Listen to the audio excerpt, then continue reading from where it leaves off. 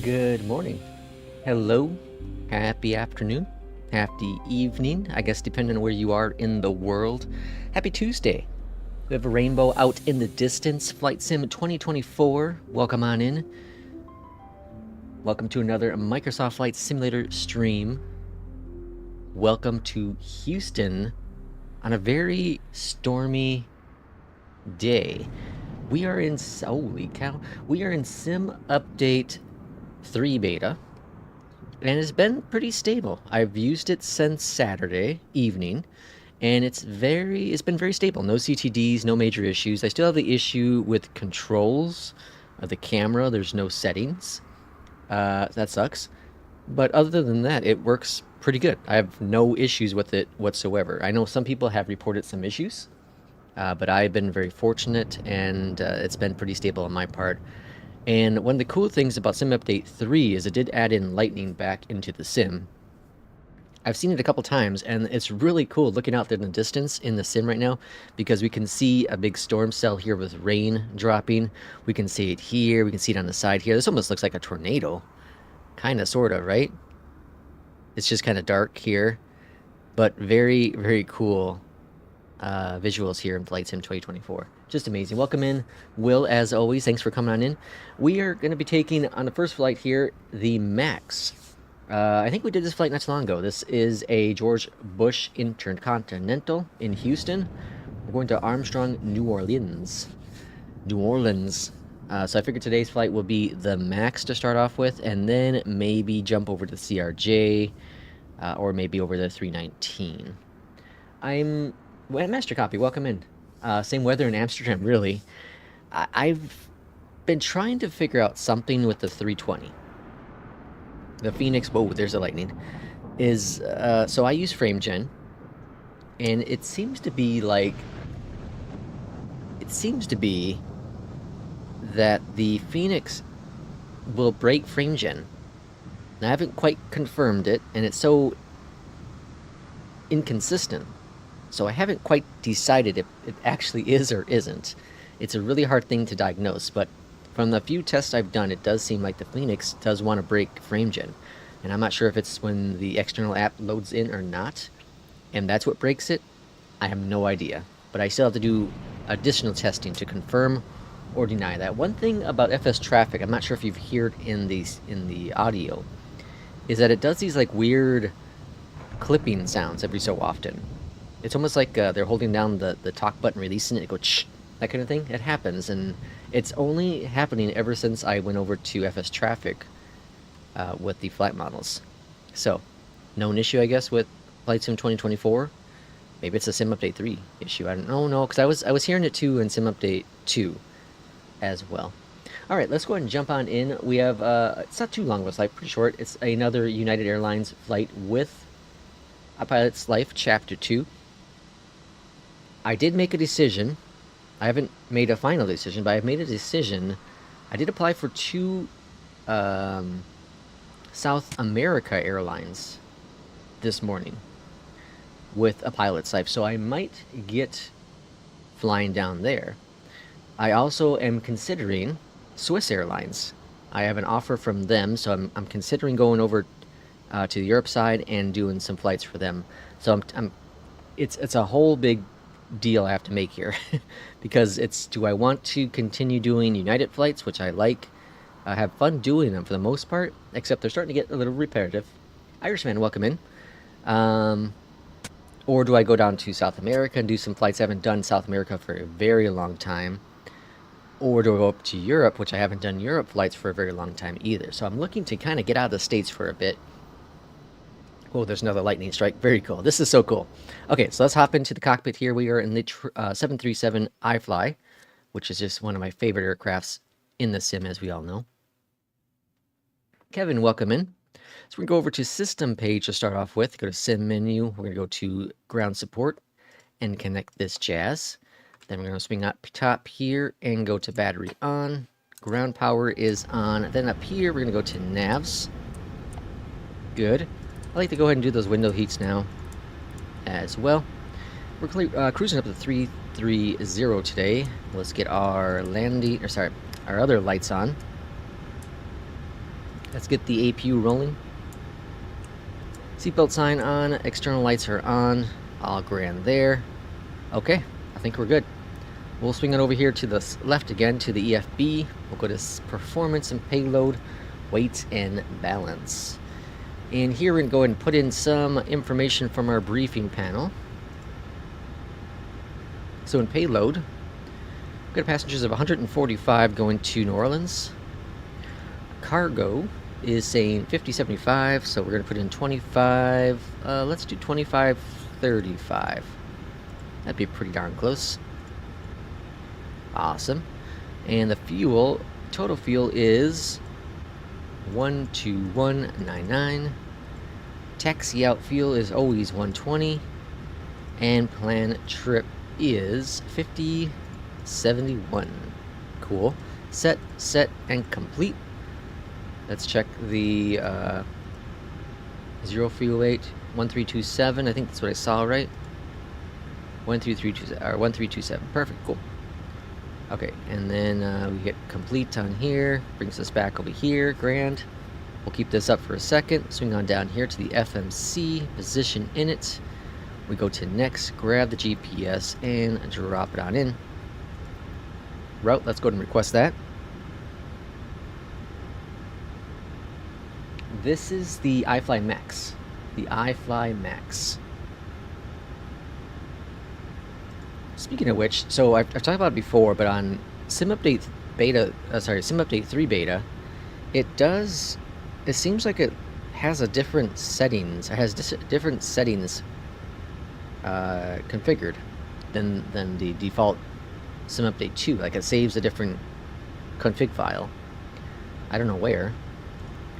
But in order for me to spawn at the gate with the PMDG, I would have to locate that area and update that file so that there's no walk around. United 1647 and activate, execute. Performance is going to be what for Zuo 132.7. Reserves are 2. Cruising altitudes 85 by 13.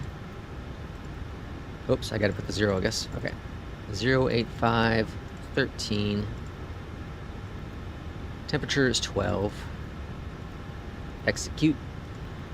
Alright, then over to the performance. We'll swing over here to the left again, and we're going to copy the FMC data. Flaps are 5, AC on, anti-ice is off. We're looking at 21.5 and 51.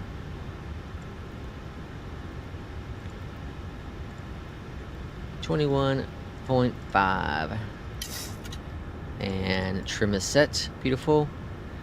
RTO on the anti-skid. Departures. We're expecting 15 left via Mugs 4. Mugs 4 and Gusty. Cool. Arrival, we are expecting 29 and Audad and Audad. Cool. Now it's saying not in use currently, so we'll see if that gets updated. Let's go ahead and get our clearance, shall we? 128.01. Houston clearance, hello from United 1647. We are ready for IFR clearance to New Orleans.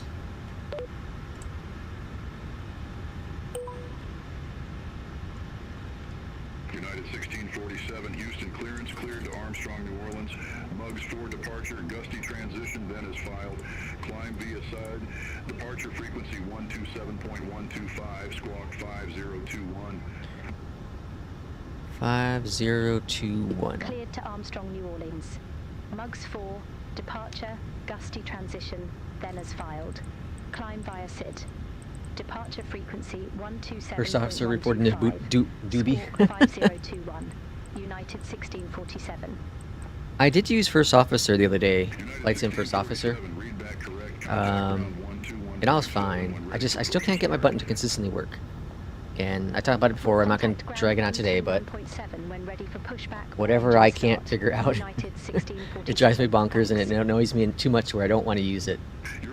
The program's amazing, absolutely freaking amazing. I'm being stubborn. Houston ground, United 1647, with you, ready to push back and engine start. I don't know why I said with you. Yeah, goof. Alright, over here to menu. Disconnect. Facing south. Pushback approved. Face south. I saw the GSX update you popped in to Discord. So I do need to check that out. I'm behind on a couple updates for GSX. Let's see. Let's go. This one always confuses me. Air Shuttle 6300 at Gate Bravo. Let's go here. Request pushback. Alright, requesting and pushback commencing. AP bleed on. Engine number 1 is coming on board. Pushback approved. Face west. Air Shuttle 6300. So I did in this weekend. Well, I guess what did I do yesterday? Yeah, this weekend I did 2 777 flights, which was really fun. One though was really funky. One, I wasn't even at cruise yet. I was just about to hit cruise, and the throttle, which was set in climb, like it was up. It was really weird. The throttle was up here, like we were climbing. It showed indication that we were getting full throttle or thrust, but the plane wasn't climbing no more. Like it wasn't gaining airspeed. It's almost like something was lying. The instruments were lying, or the throttle detent was lying. I don't know what it was. So I ended up turning off autopilot, turning it back on, moving the throttle around. Eventually it started to work. It's such a weird bug. I've never seen that before.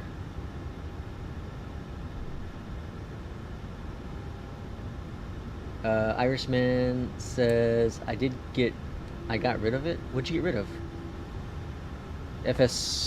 First officer? And over to ground. Or no, sorry, number 1. Gen number 2. Engine number 2 is coming up on board next.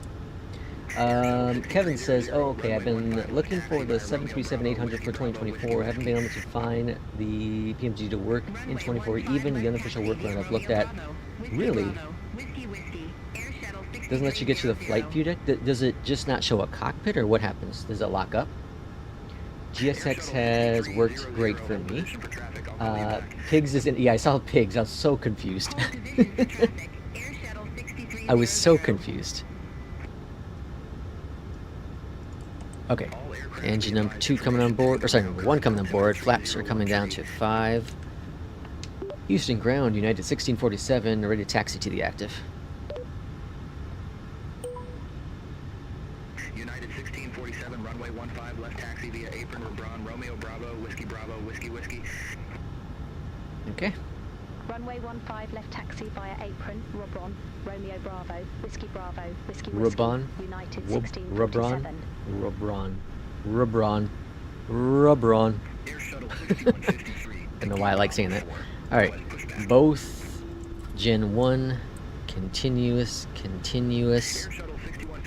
AP bleed off, packs are on, taxi lights on, off there, all grand. We're taxiing.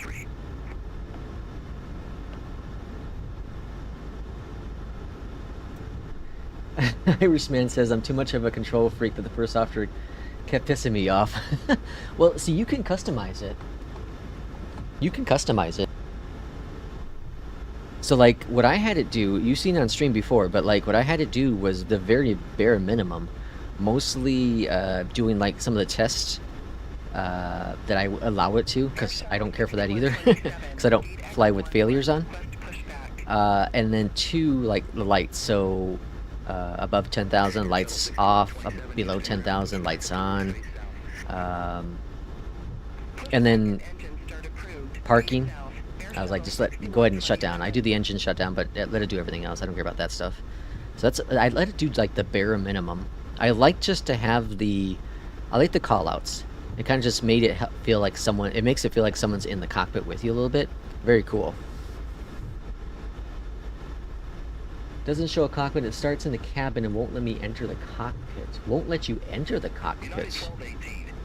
Oh. Okay, so I assume that you said you've done the tutorials.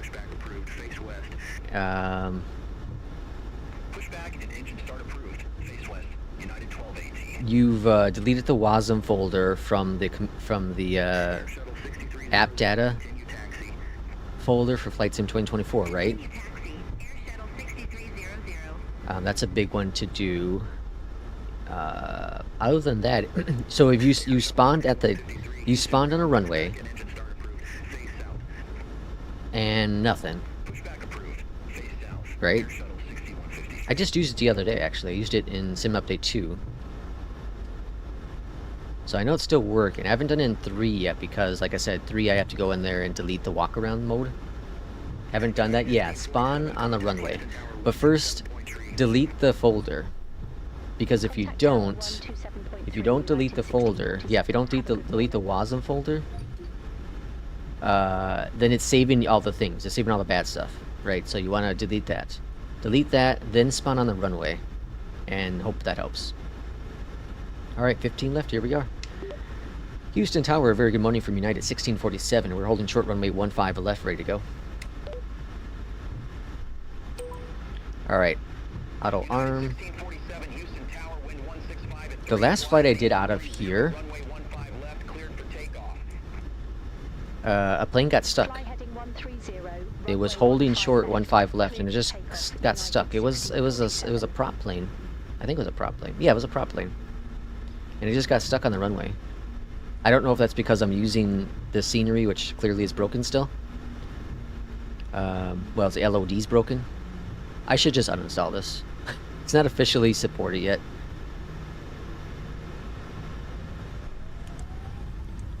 Alright, throttles stabilized. Let's go flying. On departure, heading 130. 130. So swinging over to the left, just following our VNAV. 80 knots. Checked.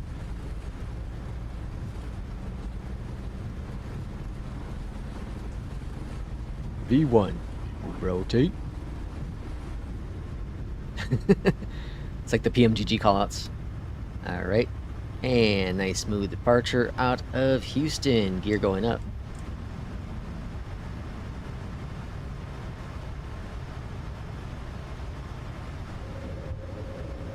Very, very, very nice. I'm kind of thinking I want to do the South America stuff. I think it'd be cool. It's always spicy. Flaps up, LNAV, VNAV enabled. It's always spicy flying there. Irishman, you're flying in South America right now. Isn't it spicy? Ooh. Ooh. Lightning everywhere. Lightning and thunder. It's a thunder. Alright, flaps up. This is so cool looking.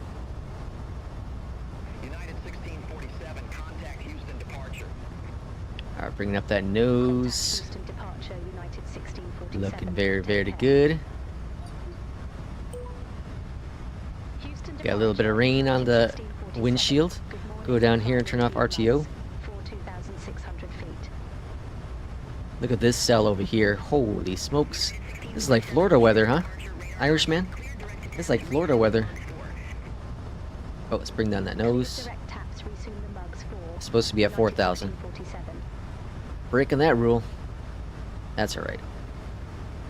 We're in a sim. We can do what we want.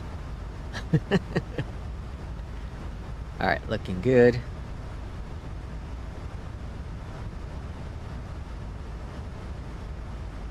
This is really cool.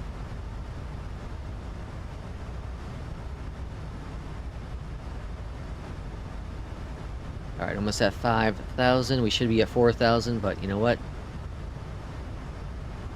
We're in a hurry. We're getting out of here to Houston. We gotta go to New Orleans. Mardi Gras is starting up pretty quick. When is Mardi Gras? Is that like in the fall? Alright, next restriction is 5,000. We're shooting that one too.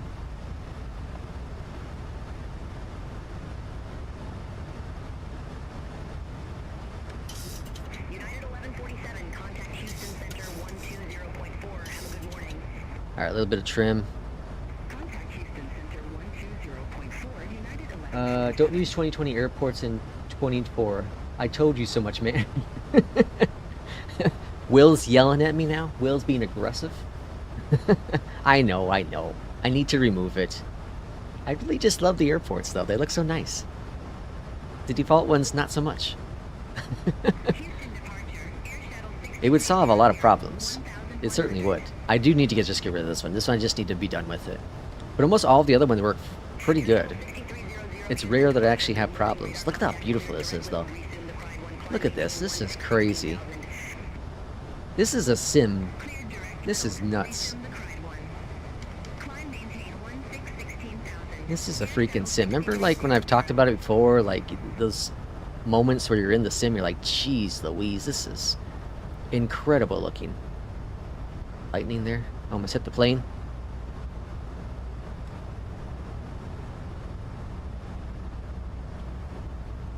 Alright, let's go ahead and throw AP on. AP on, lazy mode is connected. Found a great update and sceneries. Thanks for Minneapolis, St. Paul. Looks phenomenal. I got it on flight sim. Yeah, there's a nice one for Minneapolis. The one I use is... Oh, who's the one? Is it Flight Beam? Is it Flight Beam I use? Oh yeah, Flight Beam. It's 20 bucks. And it's really good. It's if you fly out of Minneapolis a lot, or like flying out of Minneapolis a lot like myself, it's a very good airport. Very good. Performance is really good too. It's a fantastic rendition of Minneapolis. It's one of the very few airports I'll be like, yep, you should buy this one, because as long as you like to fly out of there a lot. It's a really good airport. Cayenne. I've done the spawn on runway thing. Where's the WASM folder? Kevin, are you in 20... Or sorry, are you Steam version or the Microsoft Store version? No idea why thinks there isn't LOL damn voice. What? No idea why isn't there damn voice type? Voice type. Oh, Viva in Mexico. I thought you were in South America for some reason.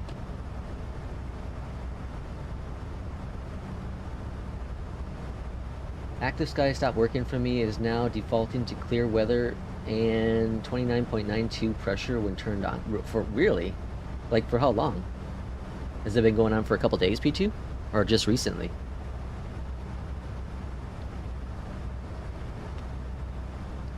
Can you eat that P2? What P2 say? Oh, anyone want to try the charcoal... What is it? Shalarky? Oh, yeah. Looks really cool. Eat the cockpit wheel? That's what she said. Kevin said the Microsoft Store. Okay, I don't know where that is. I don't know where the app data folder. I don't know the WASM folder is in the Microsoft Store. If anyone uses the Microsoft version, or the Microsoft Store version, if you want to pop in the path in chat, or Kevin, it'd probably be best to just Google it. You know, where is the... Actually, I can probably do it for you. Let me see. Microsoft Store MSFS WASM folder. Okay, so it looks like this is just what Google's given me straight away. I don't know if it's correct, but that's where Google's saying. All I typed in was Microsoft Store MSFS WASM folder. So, it could be there. It could be there. And then there's a folder called, it would say, what's it say? Let me see. Yeah, there's a folder called WASM. And in that folder is another folder called MSFS 2020. Click on that, and then you should see PMDG Aircraft 737. Delete that folder. And of course, do all this while the sim's not on, you know, while the sim's not active. And then try it again, but this time try to spawn on the runway. What this does is it clears out any of the compiled shaders and whatnot for the aircraft, any of the compiled data, I should say, for the aircraft, and allows it to regenerate it. And if there are issues before, it should clear out those issues.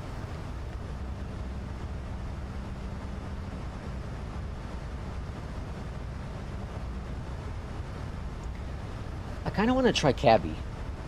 I've talked about it before, but they've changed their pricing structure a little bit, and so I'm kind of interested in trying Cabby. Has anyone tried it?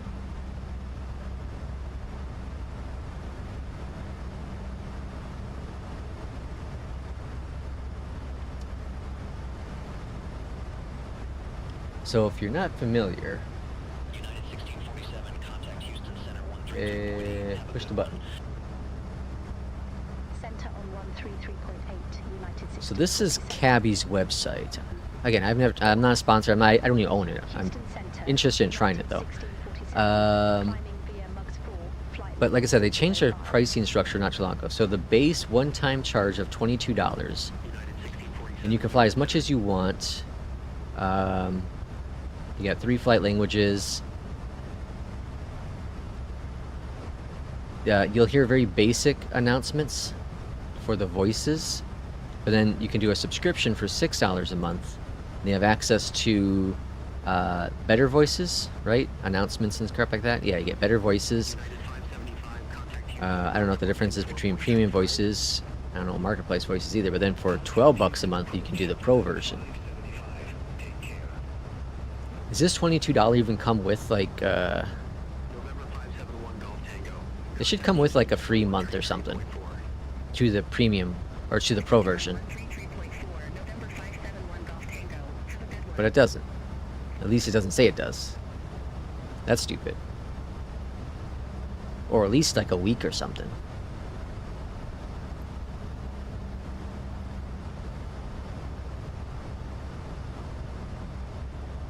The thing though, what I'm worried about with something like this is just like any other, you know, I've talked about it in my video the other day, but like any product that is cloud-based, like Cabby, if they don't succeed, it goes under this. You just wasted $22. You know what I mean? And I don't know how successful they are, so I don't know how long it's gonna last.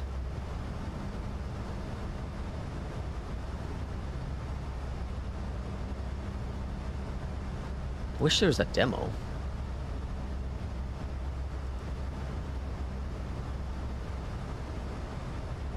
I wish that there was a demo for it. That would be cool.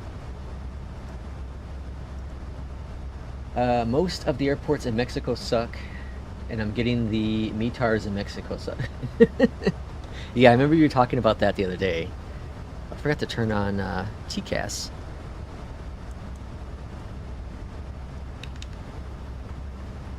So, I did figure out something of great importance, I feel. And so I've talked about it in the stream, I've talked about it in some of my in one of the videos, I guess. Yep.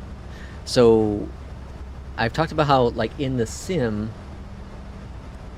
you know, on the stream or FPS-wise, the performance is really, really good.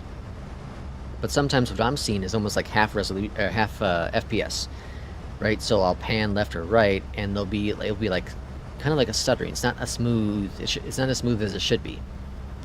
Well, I found out that with my graphics card and with this monitor I have, if I don't have this monitor connected to the first display port that's closest to me on the graphics card, that happens. And ever since I made that swap, it's been substantially better. Again, the only time I've seen that I seem to have issues is with the Phoenix plane. The only time I seem to have issues with the Phoenix plane. So I still think HDR is a problem. I think HDR is broken in the sim still. So I need to, that's why I said earlier, like, I need to continue to test it to verify to verify that it's not the Phoenix, because I can't see it being Phoenix. I know the Phoenix uses more VRAM, but I'm still way under the allotment with VRAM.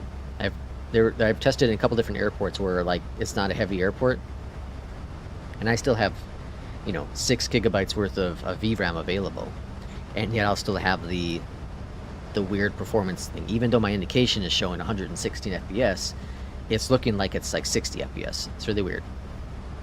But ever since I did that swap of cables, it seems like every other title is running more smoothly now. It was getting good FPS. I've always gotten good FPS, but now it just seems more natural with the FPS. What I'm seeing on screen is matching what I'm indicating with the FPS, if that makes any sense. If it makes any sense. Okay, so we got a short flight here. Top of descent is right up here, climbing up to 330 today. We're expecting runway 29 into New Orleans. So, let's swing on over here. Go to menu, go to charts. We're going to connect to the Navigraph. We're going to grab the airport information. We're going to complete. And then we're going to go to KMSP. We have that one, so let's edit clips. We want to get the Aviation 1. And then we want runway 29. So we go to the next page, down. ILS 29. Perfect, complete. And now we have our clips. So here's the Aviation 1 arrival. And we'll be coming in from over here, I believe, right? Let's zoom on in. What the hell's the zoom? Alright, so we'll be coming in on over here. There's Aviation. Gusty. Where the hell's Gusty at?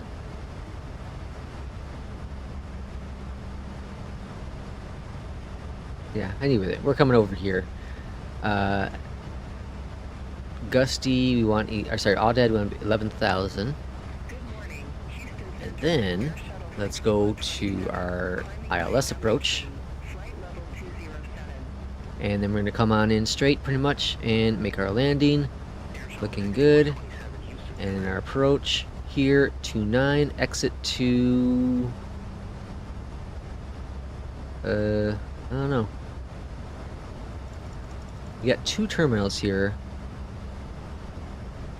I think domestic park's over here, so I think I'm gonna say exit to the right. So probably Golf. I should be able to make Golf 4. And I want to say domestic's here and international's over here. I could be completely wrong with that. Probably am very wrong with that, but that's my guess, at least for now.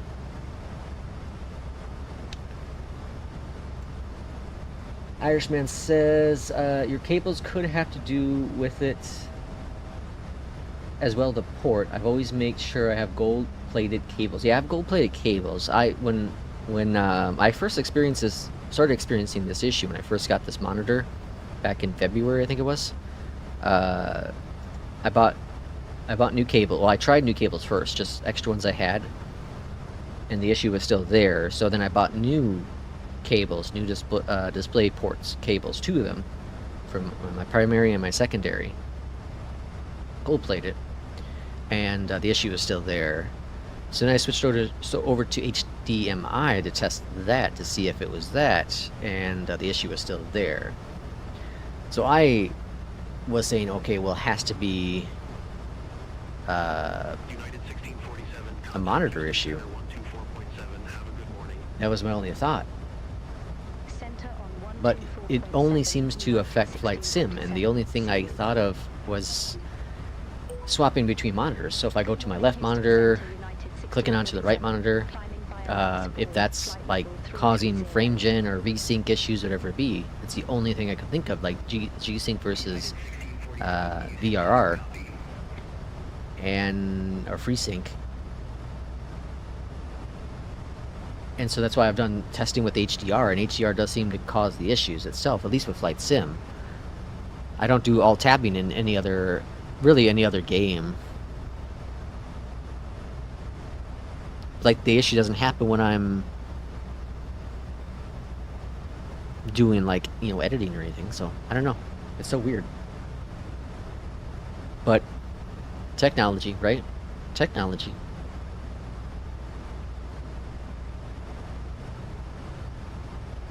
And the crazy part is that here's what's wild. Here's what's really, really wild, is I can turn off my primary monitor, which then throws Flight Sim over to my secondary monitor, and it is super smooth, butter smooth, butter. I'm talking like not a single issue with it. And then I'll turn on my secondary monitor, or sorry, my primary again, which then flips Flight Sim back over to the primary, and more times than not, it fixed that issue. That's what I was doing before. Now that issue's still apparent with the Phoenix, though. That's why I'm really confused. And I actually looked up Phoenix and FrameGen, and other people have reported similar issues with the Phoenix. And I have not had the issue happen in any other plane so far, but the Phoenix. So, I have to do some further evaluation testing. I also changed my display render, because for a little bit for the Phoenix I was adjusting it so it was using the alternate rendering, but now it's switched back over to the primary. Alright, top of the descent's coming up pretty quick here. And weather in New Orleans, looks like it's raining again, or still raining there. We have pretty calm winds up to 4 knots variable. Temperature is 30, so it's a nice hot day there.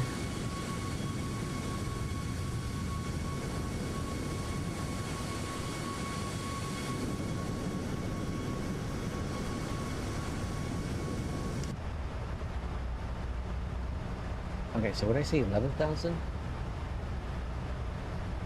Yeah. 11,000 on the altitude.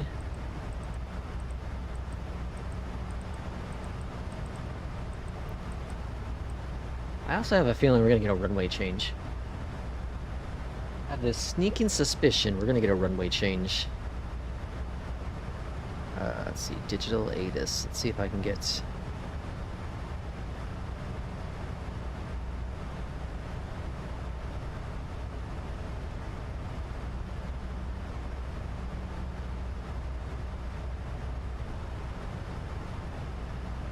KMSY.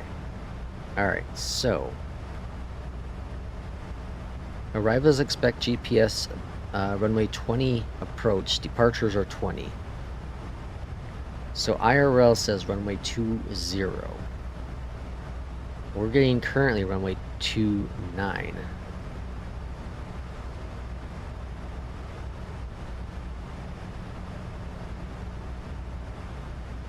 So we'll see what happens. I'm interested.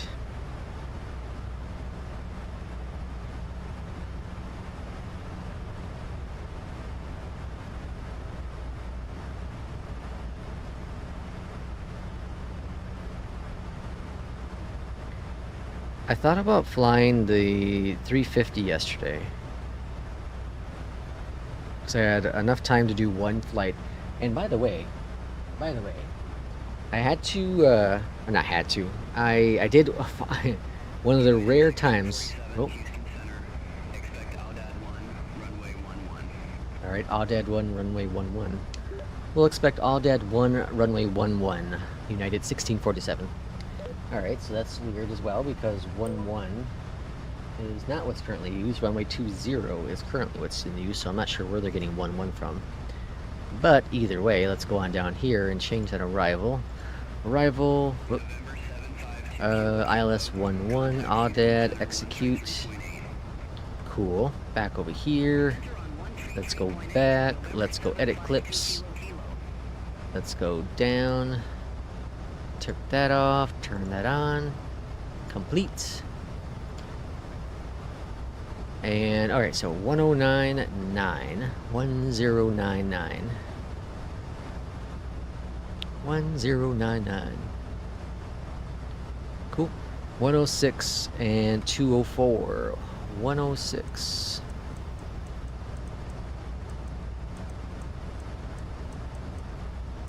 $204. Can't see. There it is. Alright, cool. Alright, arrival set in. It's pretty much a straight in arrival at this point now, runway 11. Alright, now that we know it's 11, we gotta go back here too. And real quick, let's look at the charts. Runway 11 is here, so exit to the left, Golf 8. We're still planning to go over here to the left. Golf 8. Be right back. Have to kick everyone out of my office so I can watch. That's fantastic. Get out of here. Trying to watch a fake pilot fly.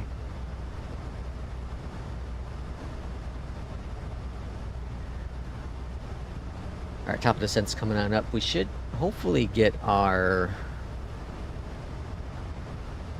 descent instructions. Let's go on down here. We're going to clear out this disco because it's going to be direct.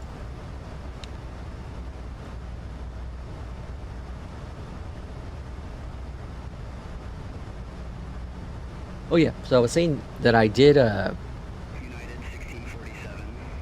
After Audad, cleared via Audad 1. Pilot's discretion. Descend and maintain 111,000. Armstrong, New Orleans Airport landing runway 11. Altimeter 3016. Alright, so we're cleared for descent. 11,000. Perfect. So I was talking about earlier, like I did what is considered a long haul for me ended up being almost 600, probably 600 nautical miles. And because I have some time after work, I got off a little earlier than I typically do, and then did some things, and then had some time off. So I went ahead and did the flight. It was, what was the flight? It was Chicago, or no, hold on. Denver to Fargo. Yeah, it's wild. Denver to Fargo was the flight I did, and so it was like almost 600 nautical miles. And that's a long haul for me. It's been an hour and a half total of a flight. And I did that in the 737 MAX. I was going to do the 777, but because I also had to do some stuff while I was flying, I decided I want to take the MAX in case that 777 bug came up again. But everything went fine. Very good flight. I really wanted to test the 777 again to see if that bug would happen, but I had since did one flight after the bug, and there was no issue. So I'm guessing it was just a fluke. Just a fluke. Let's see. Kevin says I have a there you go, yeah. Delete those packages have, yeah, delete those two. Delete packages I have. Yeah, it should be those two, I'm pretty sure. Because that's separate from the community folder, right? For Kevin, just before you delete those, verify that you have a different folder for the community folder. Because I don't know where the Microsoft community folder is. I think it's separate from that. I'm pretty sure that's the WASM folder. Local state packages. Yeah, that should be it though. You should be able to delete those two. That shouldn't be your community folder stuff. But yeah, if you delete those two, then launch up the PMGG 737 on the runway. You have to launch it on a runway and see what happens. That should hopefully fix the issue, because ever since Sim Update 2, I think it was, the PMGs kind of sort of work. There's additional workarounds if you want to spawn at the gate. that require disabling the walk-around mode. And it's fine because I don't use the walk-around mode personally. So once Sim Update 3 beta is done and launched officially, I'll go in and make sure I disable the walk-around mode again. Because again, I don't really use it.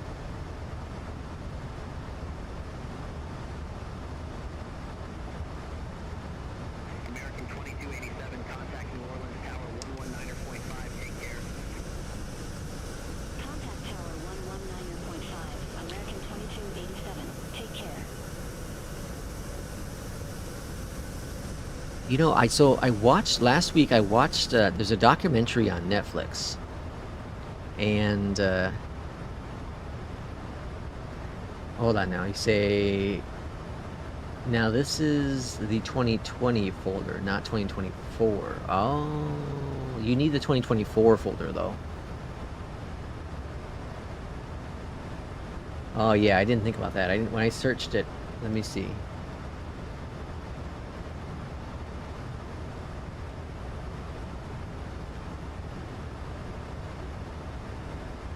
I forgot to put in 2024.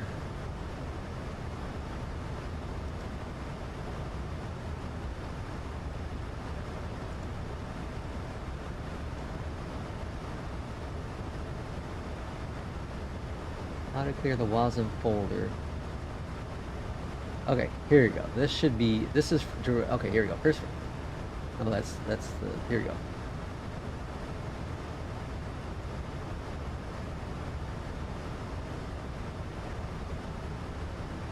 Okay, Kevin, I found one.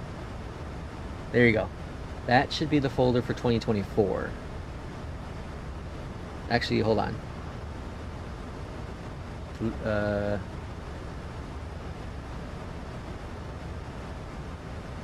There you go. The second one. If you click on that one, then you should be able to click on the 2020 folder, and inside there you should see the PMDG stuff.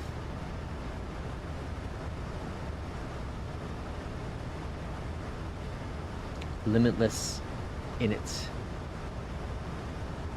Yeah. What is limitless? I still don't understand what where that came from Asobo. Was that the code name for Flight Sim 2024? Limitless? It's pretty limited. No, it's not. Irishman's back. United 2438, turn left, heading 165, intercept 1. So I watched Mark's video yesterday, and it was a really good video. Really good. I like his honesty. Heading 165, intercept the 11 localizer. You know, I throughout 500 feet. anyone who does any kind of content on the internet, it could be just photos, screenshots, whatever. It doesn't matter what it is. Limitless stands for cloud-based. Oh, interesting. So yeah, no matter what you do for content on the internet, it doesn't even have to be United 2438, content for, like, you know, quote-unquote content creators. It could be just pictures of family or friends or pizza or your dogs or pets, you know, whatever it be, on Facebook or Twitter or something like that. There's always people out there who are going to get you, that want to get you, right? The internet's full of toxic people. We talked about that on this channel many times.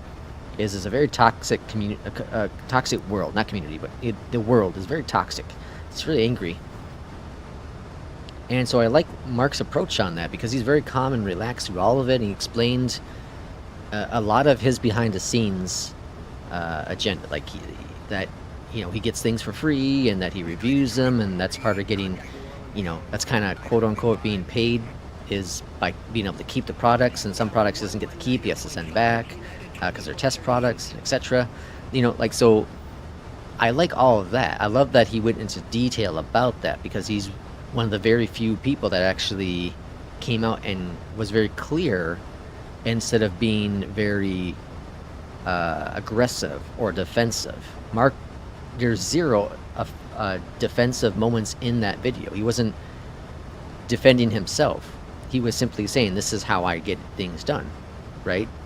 And I love that. I love his content's always been amazing. I always loved his content. When I was looking at getting the Moses stuff, like, I watched his stuff to get an idea And I didn't just watch his, I watched it other people though, because if you can never bank your decision on buying a single thing based on one person's opinion. It should be multiple people's opinion, right? And then your opinion is the most important of all of them. So when I think about buying a peripheral or software, I'm always doing additional research. You know, Will's come in here and be like, "Yo, you need to buy Flight Sim First Officer." I was like, "I don't know," and then I did my own research on it. I'm like, "Ah, it looks really, really cool." I watched a couple videos. Okay, it looks really cool, and I finally pulled the trigger, and I'm like, "Oh, this is really, really cool. This is amazing." So there's an example where there's one person saying you should go buy it, but I didn't just take Will's opinion on it, which I should have because it's an amazing program. I took multiple people's opinion on it. And the same thing when people come into this channel and they're like, "Hey, what do you listen to with ATC? Let's be on ATC." And I'm like, "It's amazing." Other people come in the chat and say, "Yeah, it's amazing. You should get it." You know, so it's not just me saying that, it's other people who are agreeing that, yeah, you know, it's a really good program.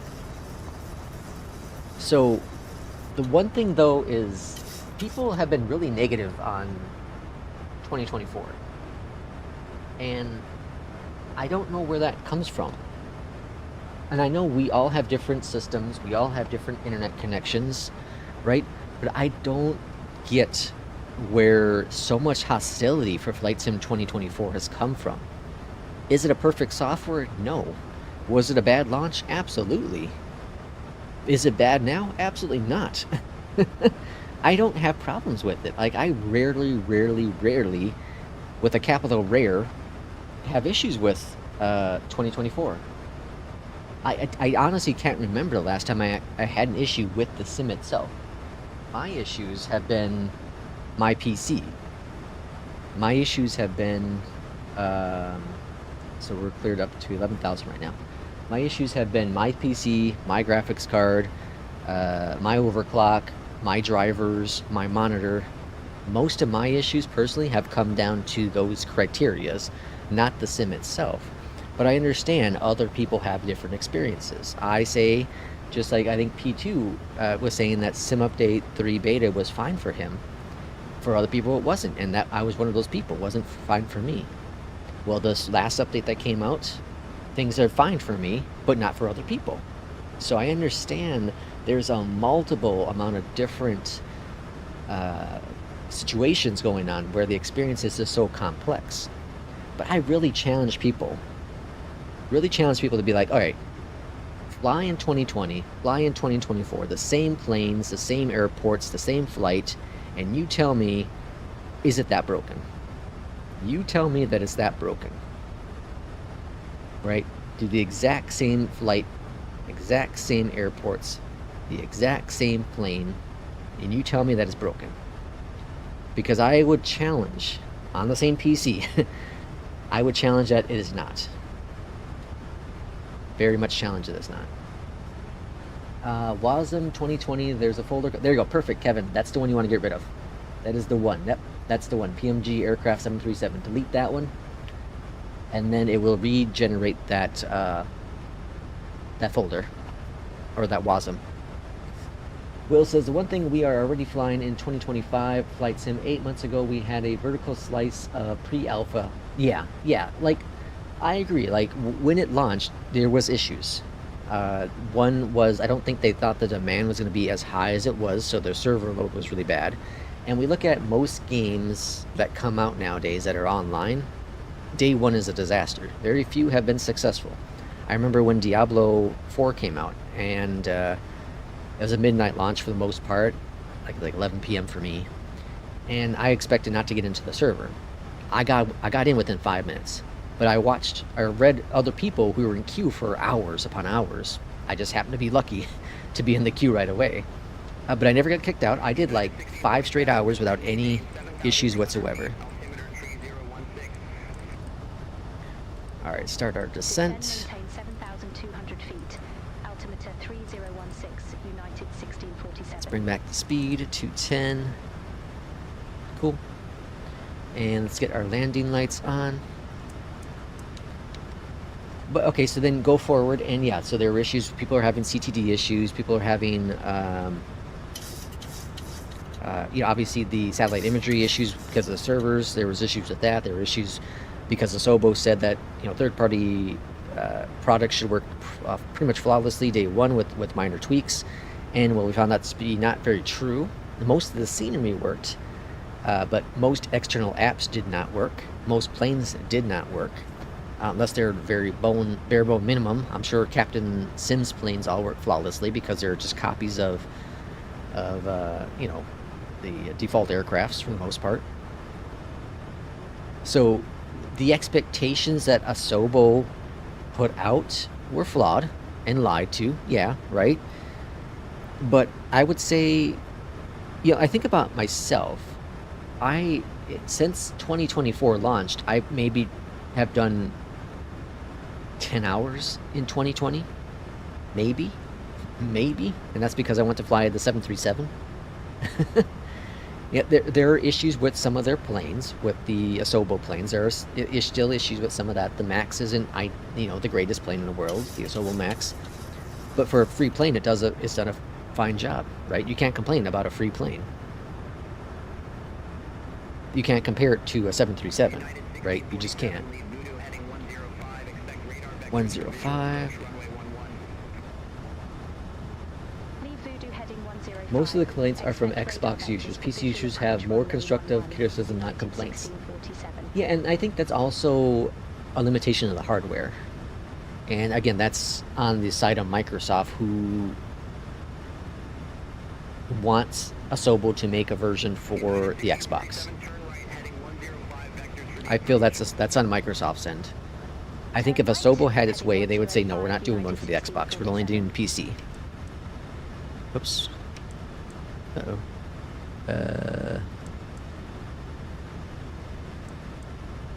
Okay.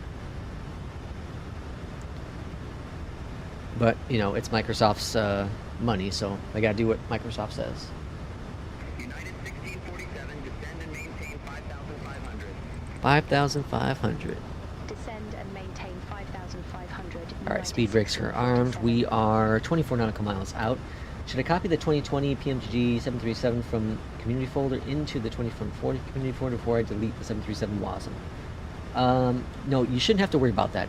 So if your PMGG 737 if your PMGG 737 is in the 2024 community folder, you should be fine. You should be fine.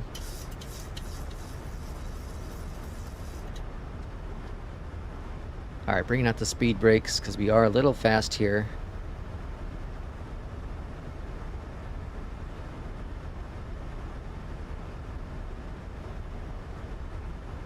So down to 5,500, which I'm doing now. But yeah, I don't know. My experience with 2024 has been apparently a lot different than other people. And I'm not trying to defend 2024. It has its issues. It clearly does. But I don't know. I feel like my performance has always been better. Dating back to the technical alpha, my performance has been better in 2024 than it was in 2020. And that's on a different hardware that I'm using, you know, compared to now. So again, it's such a mixed breed of systems out there, so it's so difficult to be like, yep, your problem is this.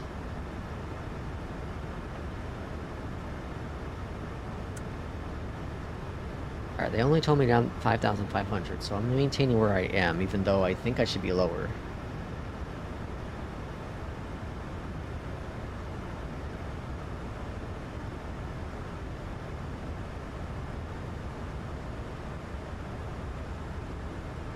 Turtle is supposed to be at 4,000 and then 2,000.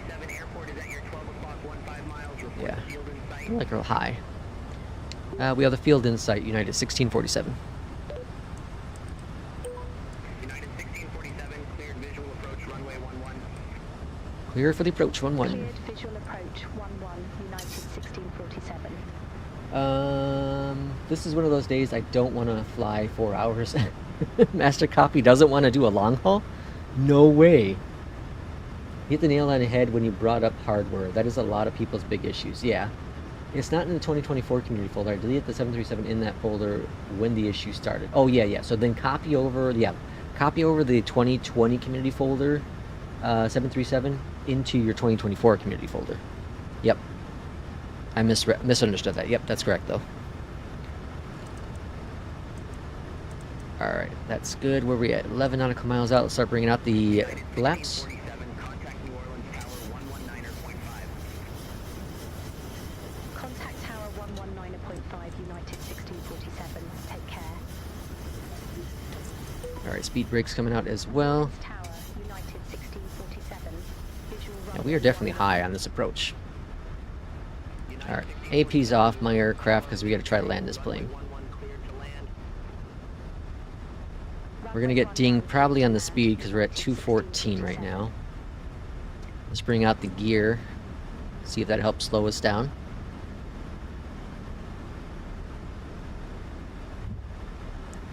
We're like 1,000 feet above where we need to be. I don't want to do a go around. We don't do go arounds here.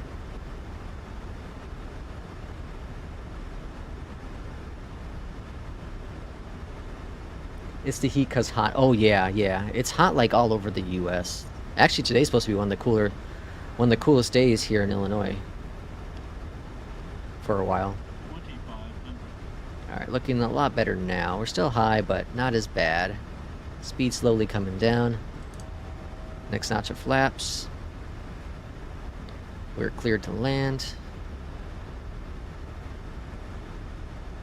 Alright.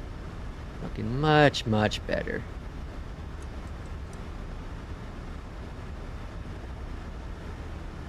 Got a tailwind for this landing.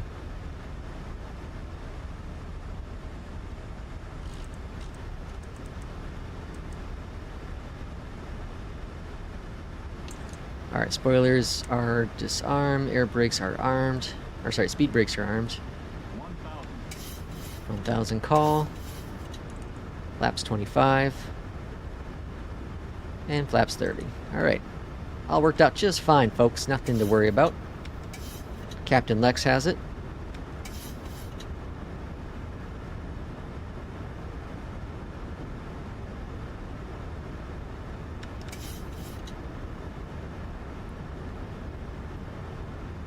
It was so wild getting back into the iFLY because it's a little higher looking than in the Phoenix, so it messes up your initial landings for sure. Same with like the 777. Landing.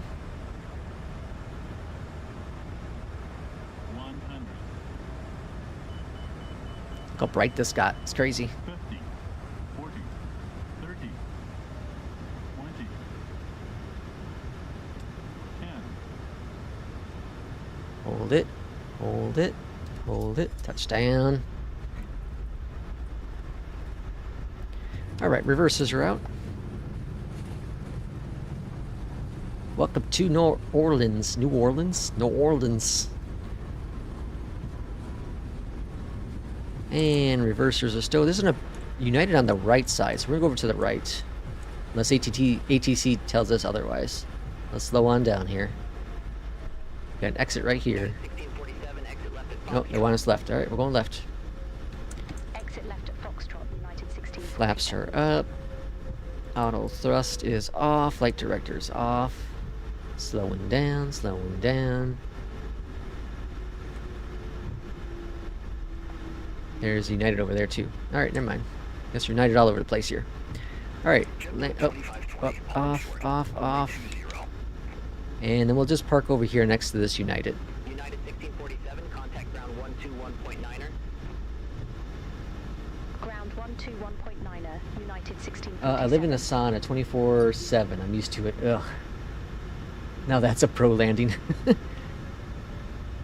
Yeah, I don't know how you... Can we fit in between? Nah, let's go over here. I don't know how people in Florida do it. Yeah, we can go right here. Let's go to the C-17. Yeah, I don't know how. I could never. Florida is just so dang hot. It's that nasty, like, humid heat too. Ugh. could never do it. Alright, park and brake is set. One thing I hate about the FS traffic livery is the Spirit. It's all pixelated here. Like, the rest of the plane looks really good. It's just Spirit here. This looks really pixelated. It's very easily noticeable. Very easy noticeable. Okay, over here. Electric on. Ground power on. Engine 1 and 2 cut off.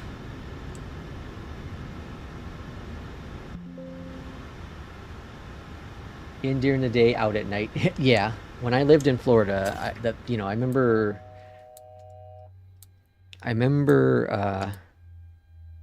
Oh, did I not turn on ground power? That's fine. Whatever. I remember. Yeah, when it was nighttime, I was okay going outside. Very much okay going outside.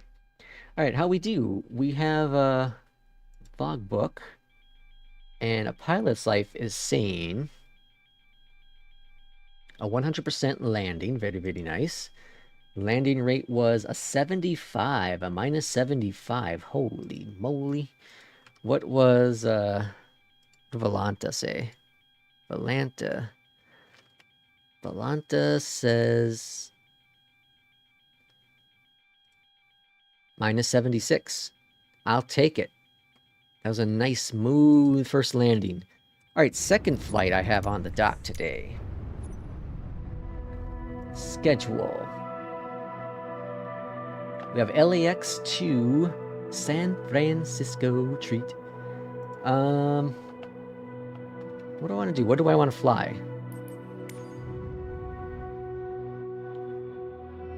What do I want to fly? Should we do a 777? This is a short haul, but the 777 can handle San Francisco and LAX, of course. How about the 777? I'm fed up with all the damn tourists. I'm ready to move to Tennessee or or Montana. Montana.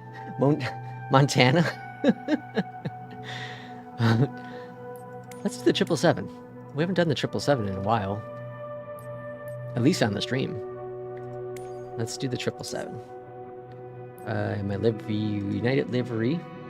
KLAX. Alright, so 777. Alright, let's go to 777, 772. Simbrief dispatch. And we're going to use the PW engines. We're expecting runway 24 left for departure. I normally park here, but that's a big old plane. So we'll park over here. Okay.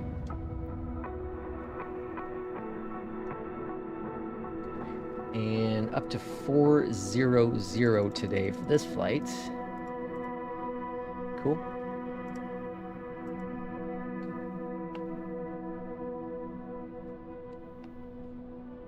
With the shitty cockpit. Ireland even sounds good. Irishmen going to Ireland makes perfect sense. Nothing wrong with flying on Guinness on a daily basis. Ooh. Init builds, clearly you can tell I'm using the init builds LAX.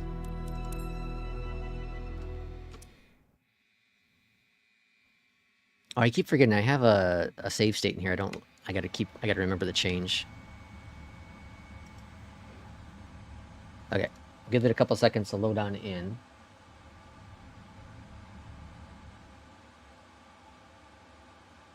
Yeah, it's been a while since we've done a 777 flight on the stream.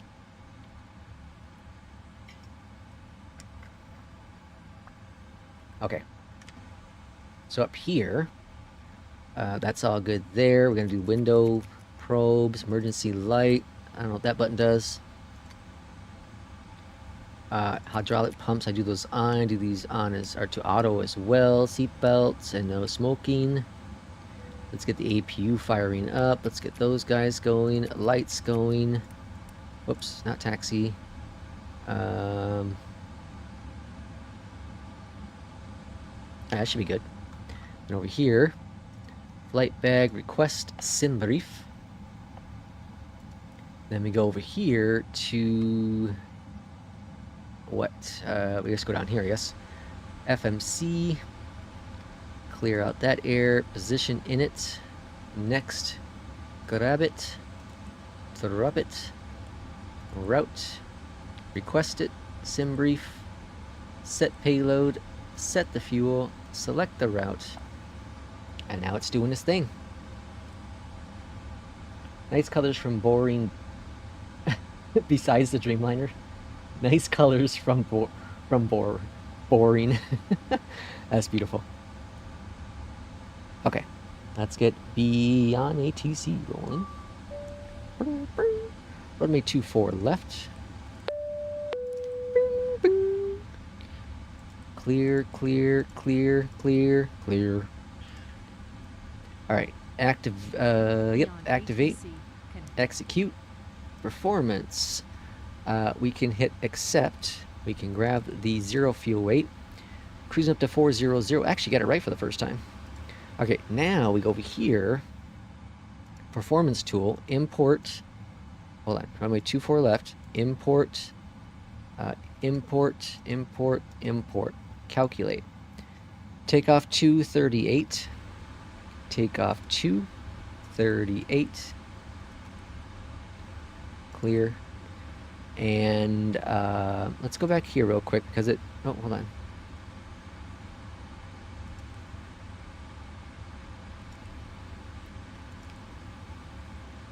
Oh, what would I want to do? Go to performance. Here's what I want. Okay, 40. Okay, that's right. And then flaps 5. G's or CG's 625, and then these are in there. 625 on the trim. Bring that on down. 625. I don't trust any builds with the new A220. Let's hope it's flyable. I have concern. I read the article on FS Elite yesterday, and I most definitely have my concerns with it. What the hell's going on here? Why can't I do... Why is there no 2-4?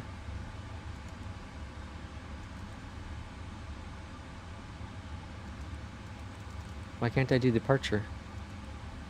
It says nothing's available. ¿Por qué? Should we just load it again?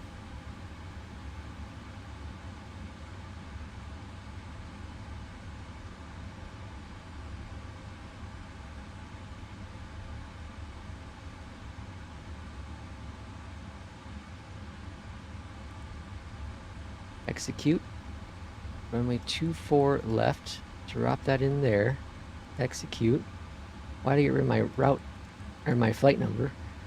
United 552 heavy. Why does it keep saying on? Okay, I get it. All right, takeoff. Those are all good. Here we go. Okay, that was weird. Summer 2 departure. The stoked. Execute.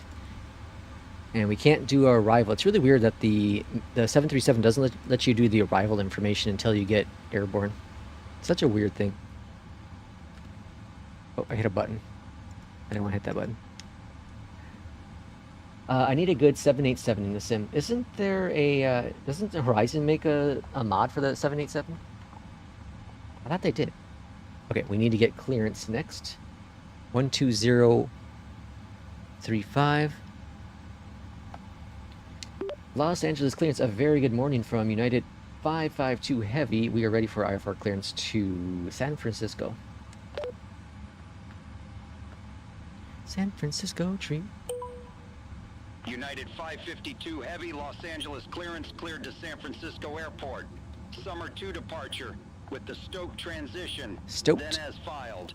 Climb via CD. Departure frequency 125.2. Squawk 165. Did you hear that? Climb via CD. Cleared to San Francisco Airport. Summer 2 departure That with was the great. state transition, then as filed. I don't want no mods, Climb P2 via says. SID. Departure Climb via frequency SID. Climb via 125.2. City. Squawk Sidey. What do you say? 1652. CD? United 552 Heavy. Oh, that's great. United 552 Heavy. Read back correct. Contact that yelling at me? 121.75 when ready for pushback or engine start. Whoa, he's really aggressive. Jeez Louise, take it easy, bud. 121.75 when ready for It's gonna be pushback all or right. engine start. Hopefully you have a United break soon. 552 Heavy. 25 right. Oh, they changed my runway. Son of a Bob. All right. Los Angeles ground. United 552 Heavy, ready for pushback and engine start. All right, we had a runway change. 25 right. United 552 Heavy, Los Angeles. Pushback and engine start approved. Face south. Facing south. Pushback approved. Face south. United 552 All right. Heavy. So we'll go over here now. Let's go to this button. Ground. Remove. Doors. All close. Oh, sorry. Shoot. All close. Hit the wrong button. Now the doors are gonna open. All right. Arm them all. All our arms.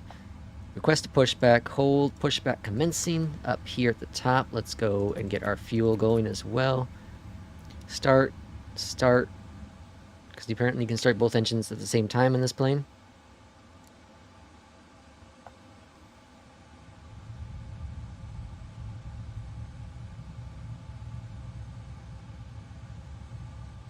I heard the stock 787 isn't bad. Stoke my transition, goddamn. And let's bring up fuel. SkyWest 3411 at gate 65 Alpha. Request pushback and RTO. engine start. Okay. SkyWest 3411. Los Okay, I'm going to Angeles, take a nap pushback and before engine start this 4-hour approved. flight. I'll chat with y'all Face later. south. Mesh Copy, thanks for coming in. Pushback approved. Face south. Tell us about the SkyWest FS Elite story 3411. about the A220, Lex. Yeah, I'll bring it up. Well, I'll bring it up in cruise. It was nothing amazing. Nothing like groundbreaking. They got to try supervised flight. And he said it was very early access. So I think we have a long way to go. A very long way to go. Los Angeles ground, United 552 Heavy, ready to taxi to the active. United 552 Heavy runway 25 right taxi via Lima, Bravo, Foxtrot. What's it gonna Runway do? 25 right taxi via Lima. Bravo, Foxtrot, United 552 Heavy. Alright, that, parking brake, that's all good. Go, pre-flight, engine starts, takeoff speeds, trims are set. Yep, all good to go. Before taxi, anti-ice recalls, flight controls are good to go. Checked. Before takeoff, flaps, I was gonna call it flares. Alright, throttle it up. And taxi lights are on. SkyWest 3411 request And taxi to the APU is active. off. Slow down, no SkyWest speeding. 3411 runway 25 right taxi via Charlie 8, Bravo, Foxtrot. Runway 25 right taxi via Charlie 8, Bravo, Got an Foxtrot. American out there in the SkyWest distance. 3411.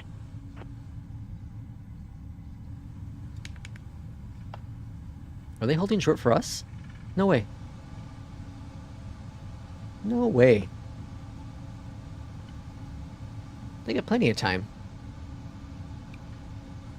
Alright, we're taking... What are we on? Lima down to Bravo.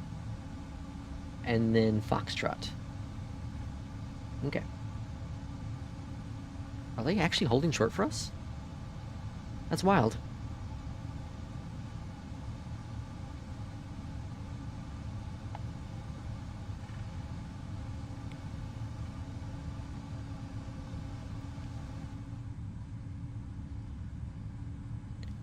I always forget just how freaking big this plane is. Freaking huge. Look at that thing. Alaska 817, gate 60. Put it next to like a CRJ. Alright, here's Charlie. We're gonna go on Bravo. Pushback approved. Face south. Did I watch the SI live stream? I didn't watch the full thing, I just kind of skimmed around. But apparently their traffic is now available to premium members. And they keep saying it's early access. Early access. I watched a few different people fly with it, and I don't know. I'm not impressed. But who knows? Maybe it is really good. Maybe it's decent. Who knows? I don't know. I want to know if that plane was holding for us. Oh, look at that. They're moving now. Yeah, they're whole. That's so cool. Bet you SI can't do that. That was cool.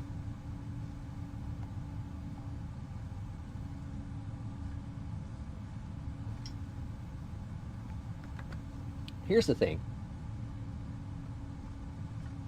I'm going to say this once. One time.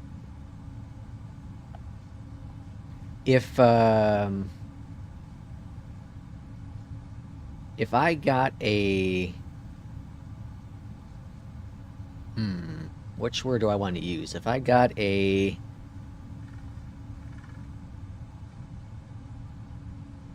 bury the hatchet. If I got a let's bury the hatchet type of conversational piece with a certain someone from somewhere,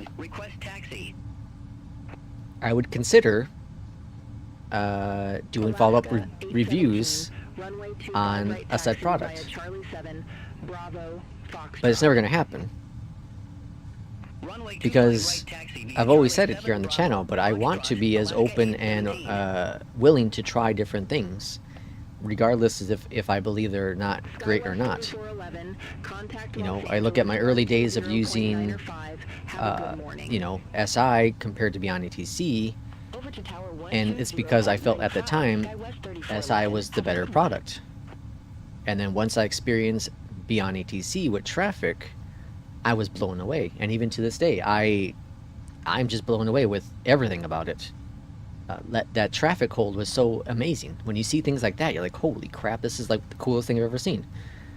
The voice recognition is really, really good with Beyondatc. I personally have, and I continue saying this, is FS HUD, I feel, has the best consistent vectors out of all of them, period.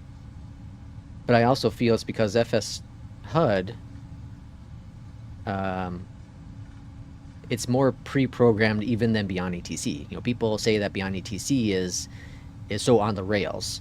Well, FS HUD takes it to a whole different level, in my opinion, when it comes to on rails kind of thing. But you know, I was on the side of the you know, on the rails thing for a long time. I was like, oh yeah, Beyondatc is on rails, but ATC is on rails. Beyondatc is very much on rails. IRL, you will get vectored around planes, you know, in sequences. You might get pushed out a little farther than the star has, and that's just part of how ATC works, especially in the United States. But outside that, everything else is on rails. Pretty much all of European flights are on rails. You have a SID and a star, and you follow that flight the entire way. There's really very few deviations from that, other than, again, a busy airport where they might pull you out, slow you down, that kind of thing. Oh, we got some cool traffic. We got one here, we got one landing there, we got one just takeoff, I think.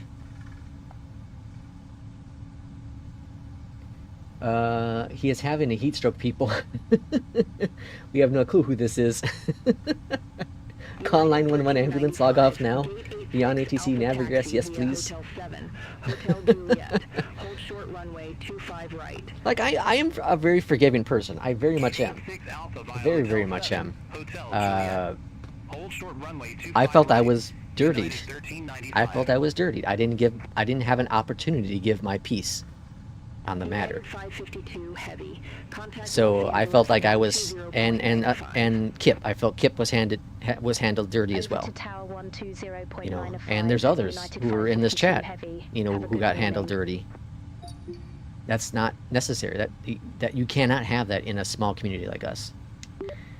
Los Angeles Tower, United 552 heavy, holding short runway 25 right, ready to go.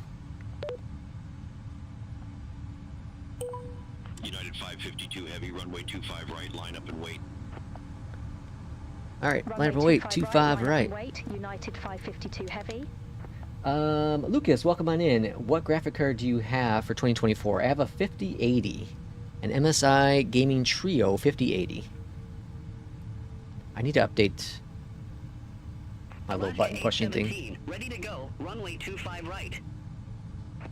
All right, I saw a plane just taxi there, so let's see if they clear United us. 552 There it is. heavy, Los Angeles, wind calm. Fly heading 250, runway 25 right, cleared for takeoff. Final throttles are by default with this plane. Fly heading 250, runway 25 right, cleared for takeoff. United 552 heavy.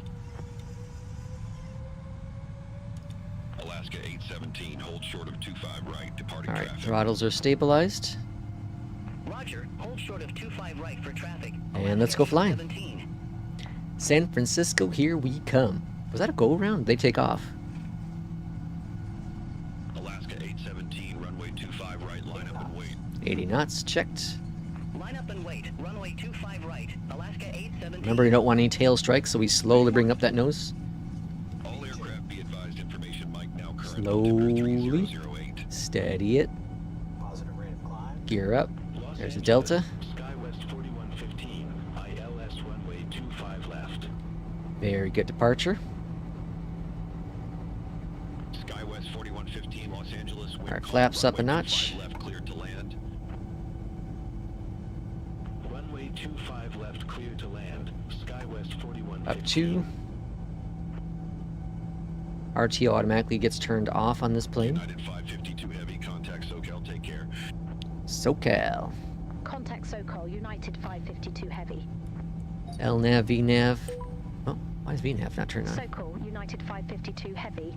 Climbing via Summer 2, 2100. There we go. That's weird.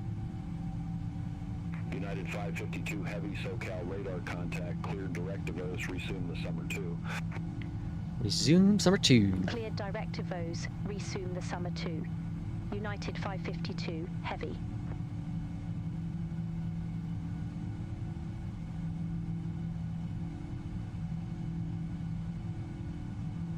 I think I was supposed to change. Yeah, I was supposed to change my departure. I still have it set for 2-4 right. Or sorry, 2-4 left. Whoopsie daisy. My bad. And they're like, Joe, you should try FS VATSIM. You should go on the real network. Yeah, okay. Alright, AP's on. All looking grand there. Love the olive branch. Was Kip banned from SI2? Yeah, last time I heard Kip was banned. 5080, wow, you baller. Lex, I gracefully accept donations through my PayPal, wink wink. Lex glows when he gets up now. Heading to a meeting, see y'all folks later. Thanks, Peach, for coming on in. We'll see you next time.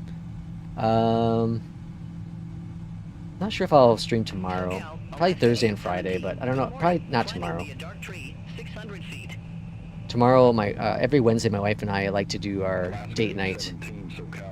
So the only time I get to really do any flights is before work.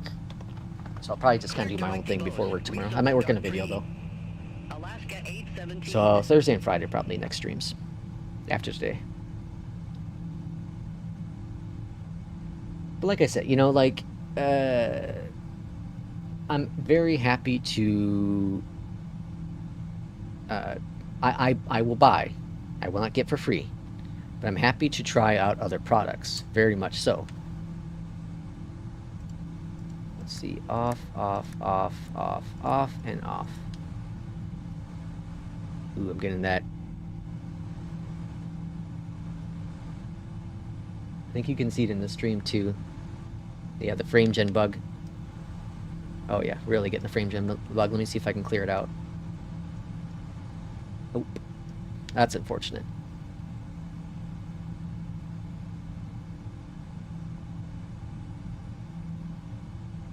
Alright, I'm gonna try something. Hopefully it doesn't break everything.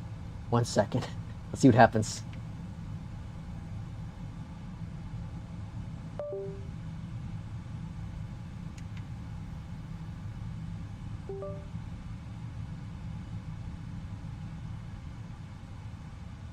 Okay. No, that didn't fix it. Alright.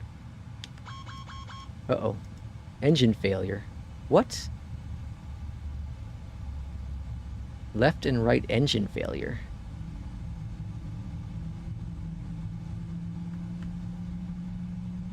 Hydraulic pressure. On. That's fuel. Hydraulic, auto.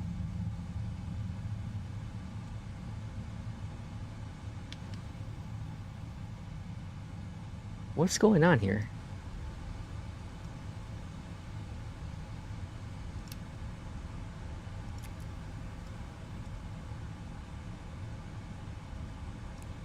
Alright, maybe it was just a fluke. Maybe just a fluke. Would be interesting to see you on VATSIM though. I think it would be cool.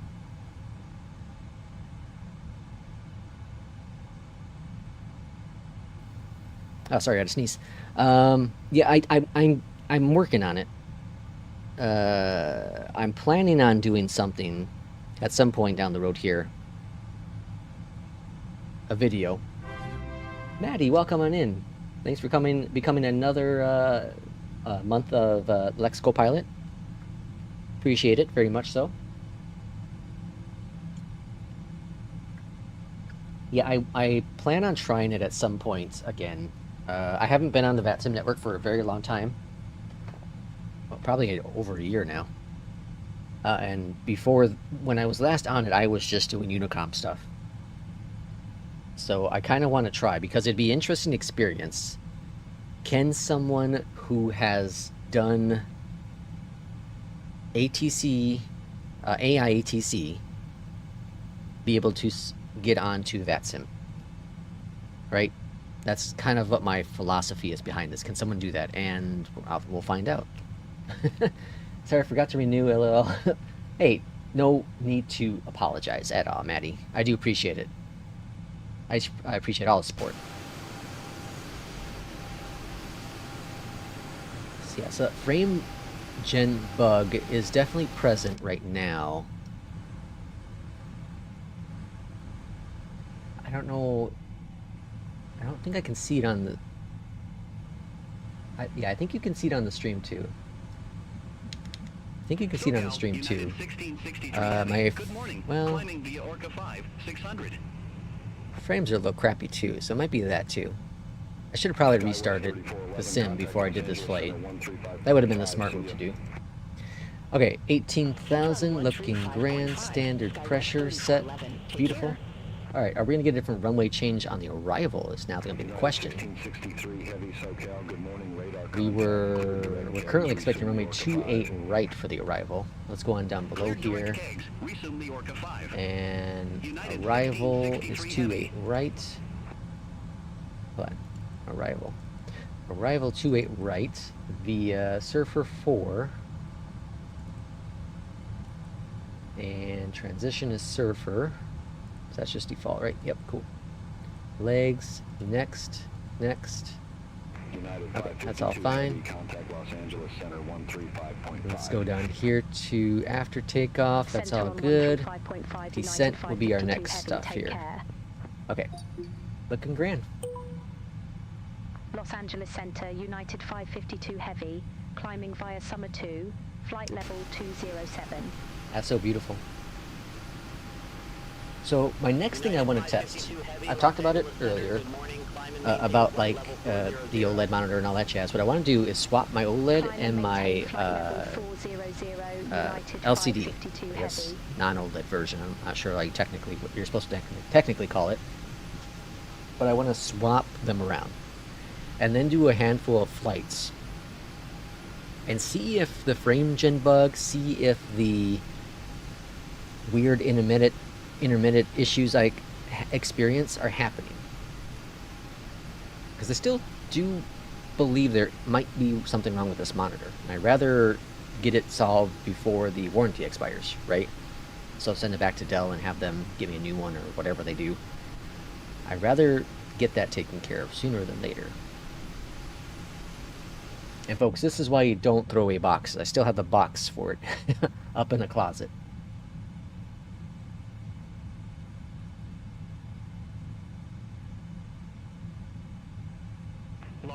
Alright, this is a nice short hop here. We're going to do one more flight after this. It's another short one, but we'll do the CRJ. We'll do the CRJ for the next one. Three different planes. I don't remember what the next flight is, but it's a short one. I think it's on the east. Oh yeah, Will. FS Elite. I forgot about that. Thank you. Los Angeles Center, Alaska 1181, flight level 218. First Officer Will is getting me back on track here. 1181, Los Angeles Center, radar contact, climb and maintain flight level 340. Alright, so they got their first hands-on experience with the A220. And so here we go.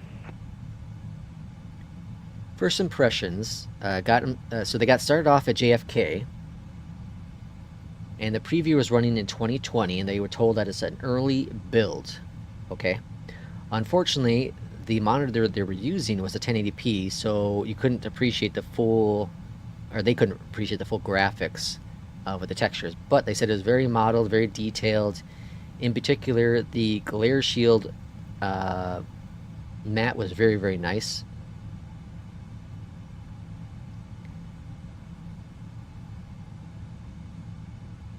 Oh, interesting. The plane has no IRS switches. That's interesting.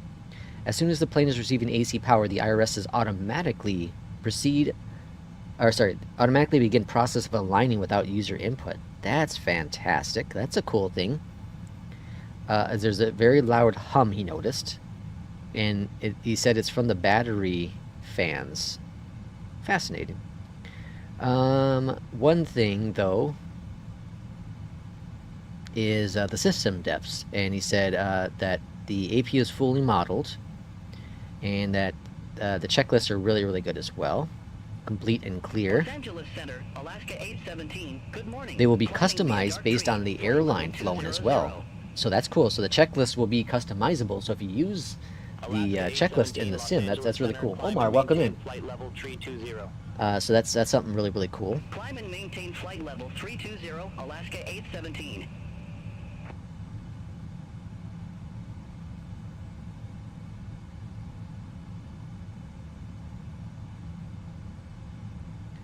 The team has done some clever trickery in their code behind the scenes to ensure that there's no FPS issues, which is really cool.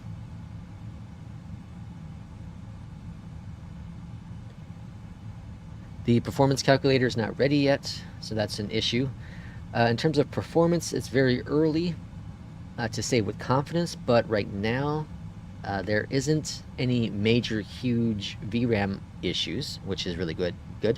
They're running the sim on a laptop, which is a 4080, and a mid-range Ryzen processor at 1080, and the FPS was about 50. No DLSS running. It was using TAA, but they said that it hasn't received any optimization yet, so that's a plus. The team has never had a WASM crash or sim crash with the plane, so that's a positive as well. The flight modeling was impressive, he said. Disclaimer out of the way was that upon getting airborne after rotation, one thing I immediately noticed was that the pitch axis was very sluggish. I needed a lot of stick to input the plane to nose up or nose down.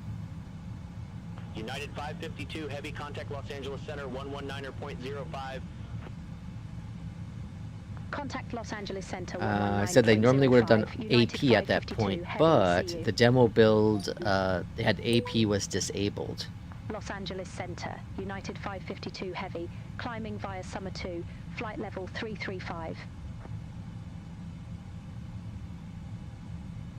United 552 552 Heavy Los Angeles Center. Hars seemed to imply that the team are working to strike a balance between what might be considered ultra-realistic by a line-trained captain on the type or something that any nerd can pick up.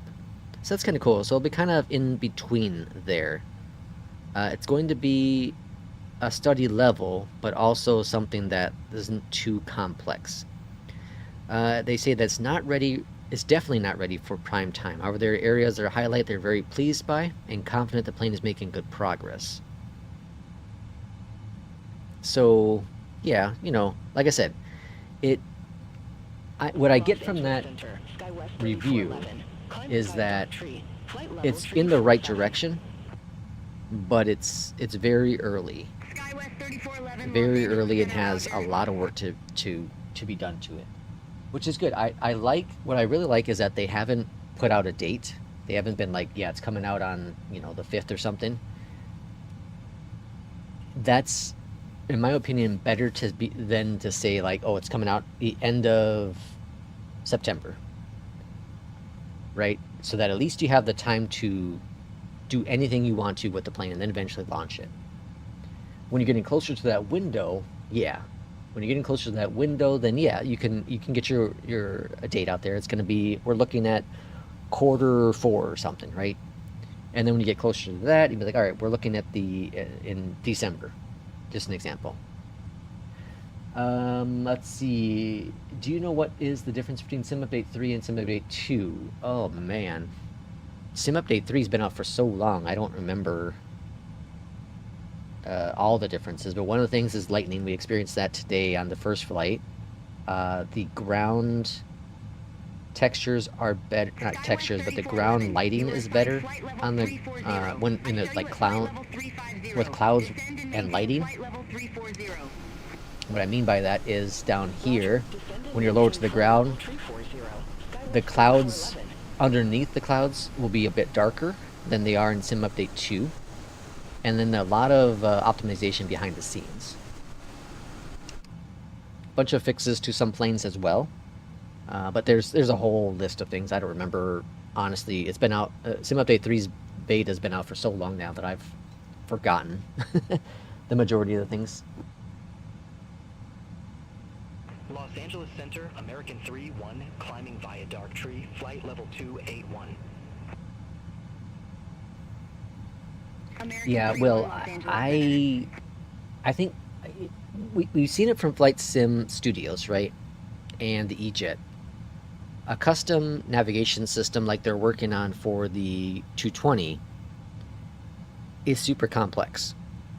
And the concern is definitely there with VNav and LNav. How will that function? There are very few planes that came out of the gate and had it working flawlessly.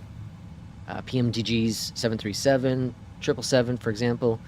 Obviously, these planes have been carried over from, you know, P3D. Or not, was it P3D?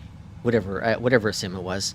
And then obviously they've had some, you know, groundwork to make it better for the next generation of sims. But the base coding idea behind it has been tested over and over and over again. And then Phoenix came out with their planes, and their systems have worked pretty good. There were some issues earlier on, but for the most part, they worked pretty good. We're still waiting on the E-Jet to finally come out with it. And we're gonna see the 220 with, you know, with any build support, maybe could be fine. The 350s, LNav, VNav, for the most part, work. Los Angeles Center, right? Alaska 1181. Flight Some minor issues here and there. A year from now, or like the 350 we fly after 13 updates, and it builds like, I hope it's not that bad.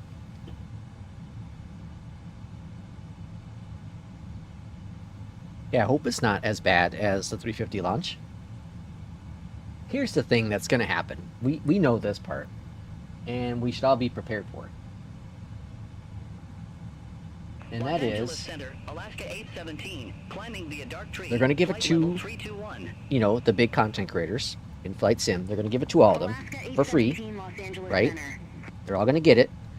They're all going to fly it for a couple days or weeks or whatever it be, right? And then they're going to do the reviews. They're going to be like, oh, it's the greatest plane on you know, planet Earth. It's the best thing since sliced bread. And then people are going to fly it, and then there's going to be bugs with it. This is going to happen. I'm foretelling the future here. And I'm not saying this to be negative. I'm just saying this is the reality of what things have come out to be for the sim now. I would love for them to not be that group. I would love for them not to give the product out to anyone but beta testers for free. I would love to see that. I would love to see that the new trend. Absolutely love to. If you want to review this product, go buy this product. Because at the end of the day, you're making the video because you're passionate about the sim. And if you make a great, compelling video, people will come watch it. And they will, you know, if you're in it to make money, you'll get a little bit of money from the advertisements. That's what I think needs to happen going forward with the sim. I don't think anyone should get any software or hardware for free anymore with the sim. End the door. Close it. Shut it. Because again, like I said, how many of these content creators who are getting all this stuff for free, how many of them will be willing to spend their own money on some of these planes? How many? How many be willing to spend the money on scenery? Right? Just saying, that talks a lot. That talks an awful lot. I bought FSFO, loved it, made a review of it. I spent my money, well, you know, thanks to you all for supporting the channel, but I spent your money and I bought that, right? That's the same thing should be happening on other on content creators. Use the money that the community provides to you, because where's that money going to? Where's that money going to? Right? For content creators who are working full-time jobs still and doing this on the side, where's that money going? Is that money that's just going in your pockets? Where's that money going? That money should be going back to your channel to support your channel. Right? I've said it on this channel. Anytime I get any money from this, you know, channel, it goes back into the channel. I bought the 777 because of the money from this channel. I bought FSFO because of the money from this channel. I continue buying premium voices from Beyondatc because of this channel. Now, if I close down the channel tomorrow, I'm still going to be buying Beyondatc stuff because I like it. I just won't be streaming anymore, right?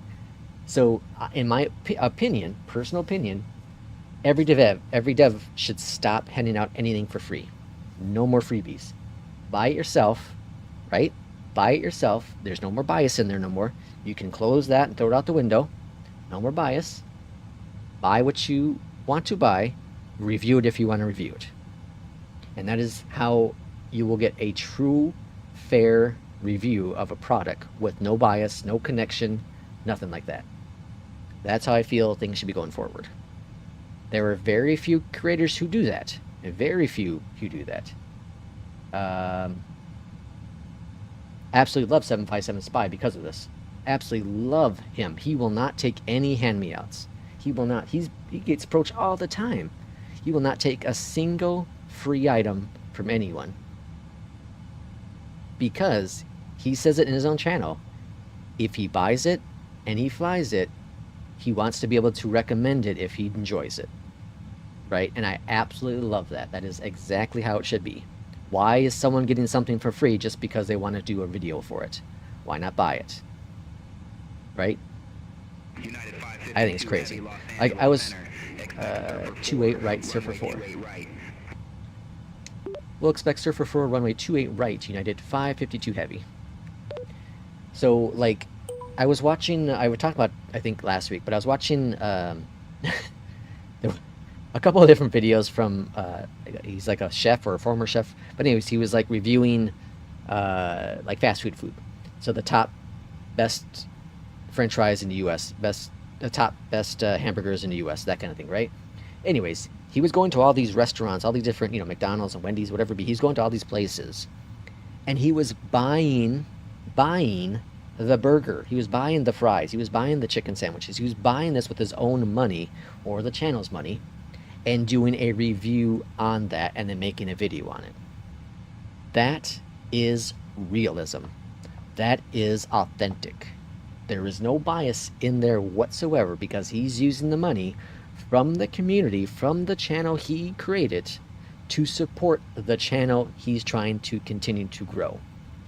That is how content creation should work. And how this all went wrong is going way back to the early days of like Justin TV and all these companies who were giving away crap for free to these influencers to try to sell stuff. And that have all dragged into the flight sim community. That stuff needs to end. Needs to completely end. If we want to solve the problem, you have to hit at the core, and that is no more freebies. No more freebies. How many of these people would be willing to buy the product that they want to try? Just saying. Just saying. United 552 heavy contact Oakland Center. Just saying. Alright, I've said my speech. I'm done. Soapbox over. 6,000 feet. Center on 128.7 United 552 heavy. Alright, looking good. Oakland Center. You are saving it now for heavy sub on flight us. level 400. Oh. United 552 Will, you know like what heavy to say at the Oakland perfect Center. time. An Irishman says, preach on, bro. United Can I get an amen? 552 heavy descend via Surfer 4 arrival, San Francisco landing runway 28 right. Alright, we are Altimeter descending. 3009er. On our way to San Francisco. All right. Descend via Surfer 4 arrival. San Francisco landing Okay, what is our runway minimums 28 in right. San Fran? Altimeter 3009er. 213. United 552 heavy.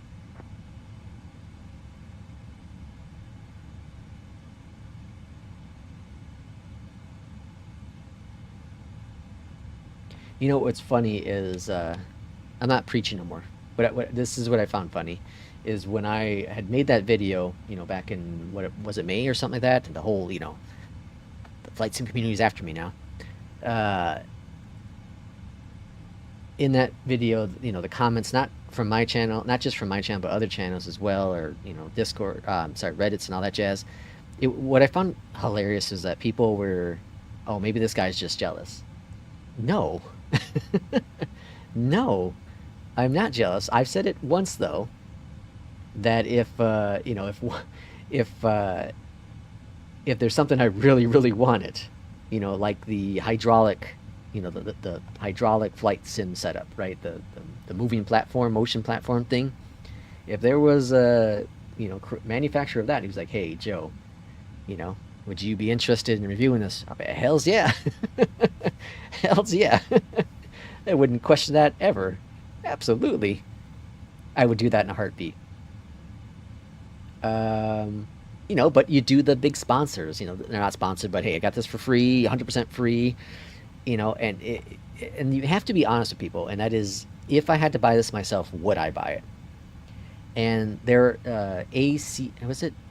I think it's ACG. I think that's the channel. But they do gaming reviews, and whether or not he gets a free copy, like a press copy, he always buys a copy, and always gives one away to the community if he buys that copy. And I love that, because that is non-sponsored bullshit, like he says, and there's no biasism in there, which means that he got a free one, yeah, but he also bought it. And he gave that copy away to someone. Now there's no connection whatsoever in there. That is a truly authentic review. That's the best way to do it, which is what every one of these content creators in the world, not talking about just flight sim, but everyone else should be doing as well. You get it for free, that's fine. If you get a review test copy, that's fine as well. You know, like Mark was saying, he gets them for, you know, whatever, to try it out and they have to send it back. That's fine. That's fine. I think that's a fair way to do it. Because if you like it so much, you're going to end up buying it, right? Right? If you had the money, at least, you would go buy it. My schedule on APL is flipping me back and forth from 320 to, oh, the Neo, interesting. You know, Irishman, that you can jump and fly whatever plane you want, right? You can click on the button that says change aircraft, and you can fly any aircraft you like. 552 heavy Oakland Center, descend, maintain 6,000 feet. Alright, 6,000, I have that set in the box, so that's all looking grand. Descend, maintain 6,000 feet. Altimeter Runway 28 right, I've done this 3009er, landing United many a 552 times heavy. here in San Fran, so we exit to the left.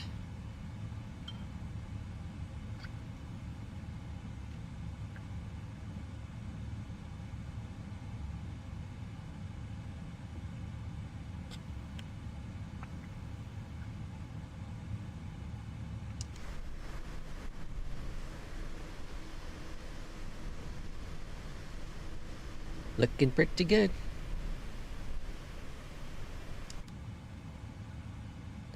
I was watching last week. I was watching this documentary. It was like I think it's called "The Dark Side of the '90s" or something like that. It's on. I think it's on Max. Either way, it's on Hulu or Max, one of the two.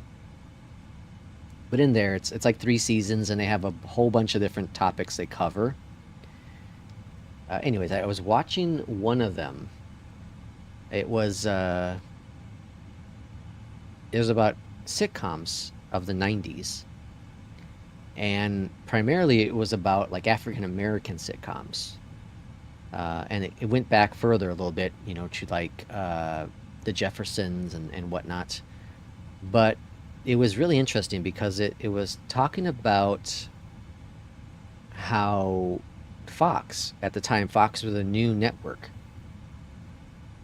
And to get into it, they saw that a lot of they saw that there wasn't a lot of African American sitcoms out there, or TV shows in general. So that was their target audience, as they went after a bunch of Expect Diamond 5, runway 28 left. those kind of shows, and that's what blew up Fox. It was really interesting. And then when they, I don't remember, they signed on to something. Oh, they did like the NFL. They ended up getting the Super Bowl or something, and they changed their demographic. And then all of a sudden they got rid of a lot of those shows. It was so wild because like that's what made their entire network, and then they just turned their backs on it when they got money from the NFL. It was wild to see that. But anyways, that got me interested in watching, very much got me into watching Martin. I don't know if any of you all watched Martin back in the 90s. I love Martin Lawrence. Freaking amazing show. So I've been watching, I finished season 1 last week, so I'm watching season 2 again. I watched it a couple different times, to be honest with you. So this is my first rodeo with Martin, but I absolutely love the Martin TV show. Freaking amazing stuff. Figured I would get all the Airbus planes down before I jump into the Boeings. Ah, yeah, that makes sense, yeah. Jay Russ was talking about how there's just so many planes out there, and it's so difficult to keep track of how to get really, really good, at least, with all the planes. So he's broken it down to where he's going to primarily fly like 3 planes. And that's kind of like what I do. You know, I don't fly the 777 very often. I don't fly the 350 very often, 306. But I primarily fly the iFLY, the Phoenix, and the CRJ, and then throw in the E-Jet in there as well. According to Jim is, according to Jim is really good. So I actually stumbled upon According to Jim accidentally. He was on when I was in the hospital, when I had surgery, and it was on like, you know, the crappy TV. And I was like, this isn't a bad show. So once I got out of the hospital, I kept on watching it. I found out where it was, and I ended up watching a bunch of episodes. That's a really good show, yeah. Don't have Martin in Holland. Have a good one. Yeah, Martin was out in the 90s. It's on Netflix. If you have Netflix, it's on Netflix. It's a very good show. Very good show. I absolutely love it. And yeah, I watch a lot of, like, I love sitcoms. I absolutely love sitcoms. Primarily from like the 90s, early 2000s. I never watched Friends. I never really got into Friends. I tried, but I never really got into it. That was interesting too, in that dark side of comedy thing, or of 90s, is so there was a show, there's an African American show that was on Fox. I don't remember what it's called now. But anyways, it was like about a bunch of friends, and they all lived together and whatnot. Or like part of them lived in one house, or one of the apartment, the other lived on the other side. And again, it was all African American girls, and you know, they're going through their life and all that jazz, right? And all of a sudden, Friends comes out by NBC. And it was the exact same thing, except it was a bunch of white people. A bunch of white people living together in one apartment, and then on the other side, another apartment. And I was like, holy crap, it's the same exact story. It's just with a different cast. And it was wild to me that, like, that kind of thing happened. And we see Friends was super successful, right? It was one of the most successful sitcoms in America, if not the most successful, next to probably Seinfeld. And it's just wild to think that just because it was just because it was a different demographic, it was more successful. And I personally, I watched a couple episodes of the other show, and I loved it. I liked it more than Friends. I just never got into Friends. I just thought it was stupid. At least with Airbus, they all operate. Yeah, that's the thing with Airbus for sure. You know, between the 350, which is, you know, obviously the instruments are a lot different, but like the base setup and all that, pretty much the same. And then, you know, 319 to 321 is all the same. Yeah, Airbus is very similar. Same with like E-Jet though. E-Jet's very similar to an Airbus. Oh, don't have any streaming? Yeah, we have too much here. My wife, she's just streaming galore. If it was up to me, I wouldn't have any other than what I was interested in watching. Seinfeld was brilliant. Seinfeld was freaking amazing. Amazing. I watch too much Seinfeld. I go through these moments where I'm like really into Seinfeld and really into X-Files. I kind of switch between the two of them. So right now I'm kind of in the X-Files stage. And I think that's because there's a Lego set that there's a Lego set coming out that's X-Files themed, which I'm super excited about. And I told my wife that's if it comes out around Christmas time, that's my Christmas present. It's a done deal. But yeah, Seinfeld, man, I love. You know how many times I reference Seinfeld in a week at work? You know, there's a situation that comes up, I'm like, that's the Seinfeld situation. You know, whether it was in the show or if it was something that would likely be in Seinfeld. You know, a situation that happens and you're like, yep, it'd be a perfect episode for Seinfeld. Never see you fly the 380. You should do a short hop from Boston to New York. The 380. I've never flown the 380. Yeah. Good morning, Oakland Center. Fly-by-wire, right? That's who does the 380? I don't know why. I just, for me, I've never been interested in the long haul planes. I think the 737 is cool, and I think the 350 is really cool planes. But for me, that I mostly fly like regional airports. It doesn't make sense to be flying these big old planes. This one I figured, what the hell, because San Francisco's a big old airport and LA's a big old airport. Plus, we haven't done the 777 for a while here on the stream. So I thought it would make just perfect sense to give it a shot again. Recalls, notes, auto brakes, landing data, and approach, all good. Okay, and then referencing 134, 131 to 129. Let's go look over here. Performance tool, landing and route, import runway 24, or sorry, 28, right? Import, calculate 134 on the V. No soup for 1 year. Watch out for cancer, man. Oh, man. I repeated that series. Yeah. Another series I watch an awful lot is Everyone Loves Raymond. Everybody Loves Raymond. That's what it's called. Everybody Loves Raymond. King of Queens, I watch that a lot too, but Everybody Loves Raymond is another show I watch way too much. Way too much. Have a blast. I connect with those stories because a lot of the stories are relevant to my life, whether growing up or currently. I remember watching King of Queens. It was on after something, but it was on, or no, it was before I was watching some other show, so I'd see the last few minutes of it, And I was like, oh, this is stupid. I don't want to watch this. Again, this was when I was younger, though. Much, much younger. And I was like, this is stupid garbage. And then, of course, you know, a few years later, I started watching all the time. The same with Everyone Loves Raymond. I watched a few clips of it here and there, and I was like, I don't get it. And then I just kind of clicked. It was on, I watched it on TV Land, actually, when I had cable. Watched it on TV Land, and I watched that just so much.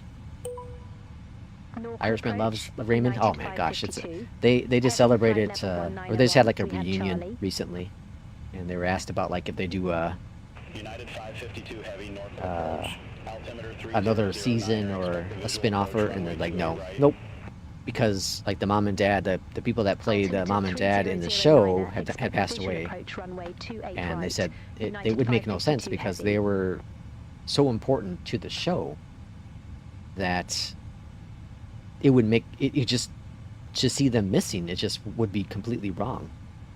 I like watching everybody feed Phil on Netflix. Phil in the show wrote, oh really? Somebody feed Phil. Let me see, what is that? Somebody.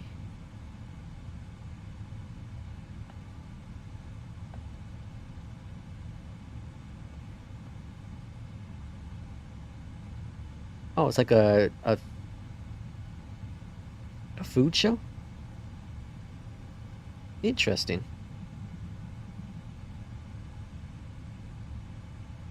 So he goes around and tries different food?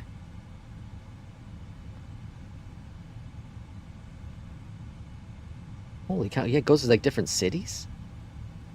Or states? It's like states. I don't know, they got some cities in there too. You got Chicago, London, Dublin, Cape Town, Copenhagen, Lisbon, Mexico City. Oh, interesting. Fresh flavors, new friends await globetrotting foodie. Fascinating.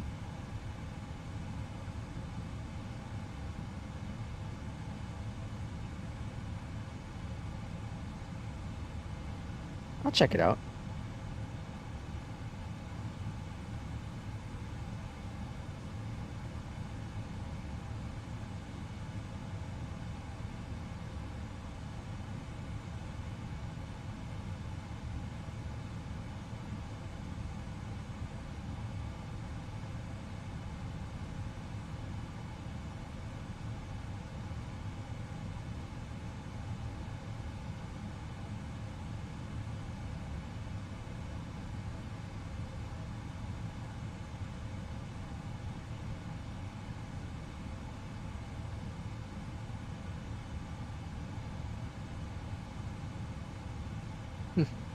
Very interesting. It's hilarious. He does food reviews around the world. It's really cool. I'll check it out. I'm very interested. Oh, standard pressure. Alright, coming in for the approach. And approach is set there. Good, grand. Yeah, definitely getting that frame gen issue. Actually, it looks like...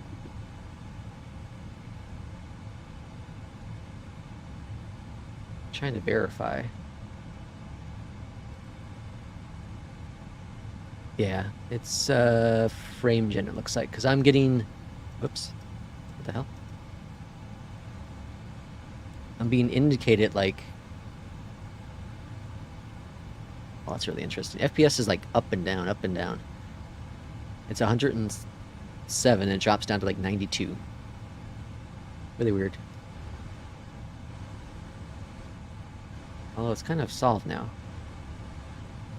Such a weird thing. The frame gen. Alright, 10,000's coming on up. Alright, we're gonna do one more flight after this. I'm gonna do a sim recycle, like I said, though. We'll do a sim recycle, then we'll do the final flight. It's a short hop, like 100 and some odd nautical miles. United 552 Heavy, descend, maintain 3,000 feet, vectors for the approach. 3,000, cool. Descend, maintain 3,000 feet. United 552 Heavy. We're really high on this approach. We're supposed to be at 6,000. We are really, really high. Why are we so high?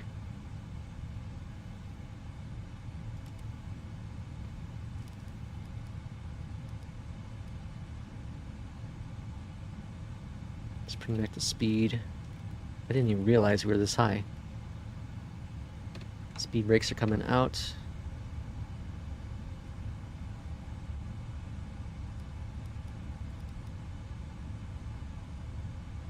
Gonna probably have to do a 360 up here.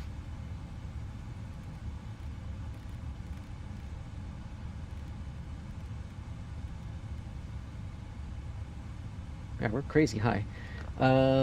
5080 FE is dropping down, just waiting for it to get back in stock and I'll pull the trigger on it. Ooh, nice. Yeah, I'm very happy with my MSI 5080. I'm very happy with it. It's a solid machine.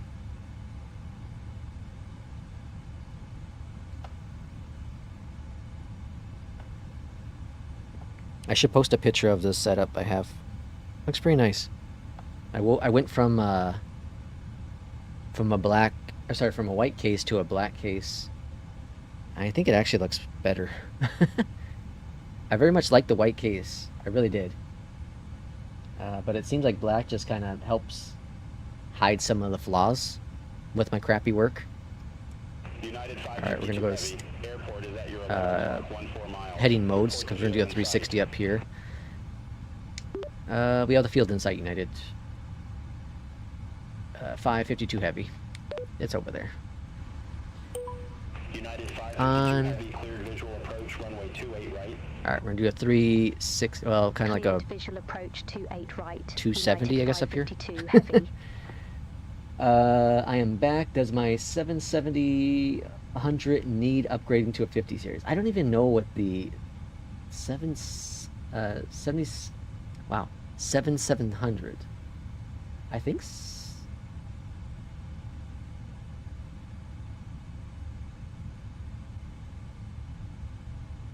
it's a fine card.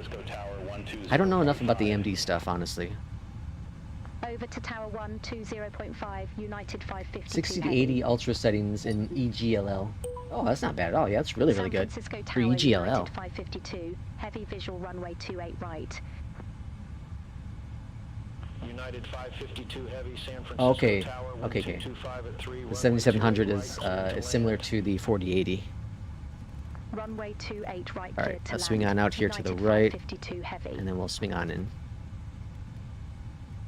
That's my fault for yapping about TV shows. Wasn't paying enough attention. Yeah, I'm convinced that I'll be with probably this system I have now for a while. We got my wife's system updated enough. She'll be happy. Her next step is going to be a graphics card whenever she can afford it. So that's not going to be for a little bit yet. Yeah, so now she has a 12700K, and she has a 2070. So it'll be we'd like to get her up to a 5070 at the minimum. That's what I like to get her up to. Then I think she'll be very content. But she doesn't do anything too aggressive. Like she plays a game called Palia. She's gotten into Elder Scrolls Online. Neither one of those are major heavy resource games, but you can definitely tell when she's dropping her FPS down to like 40s and 50s sometimes with Palia, when there's a lot of things going on.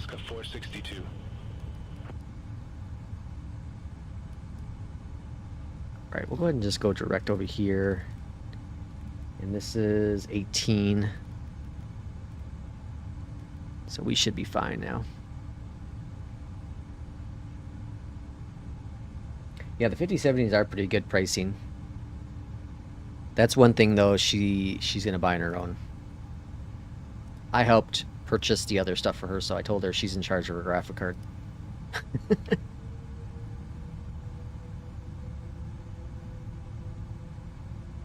Okay, looking good.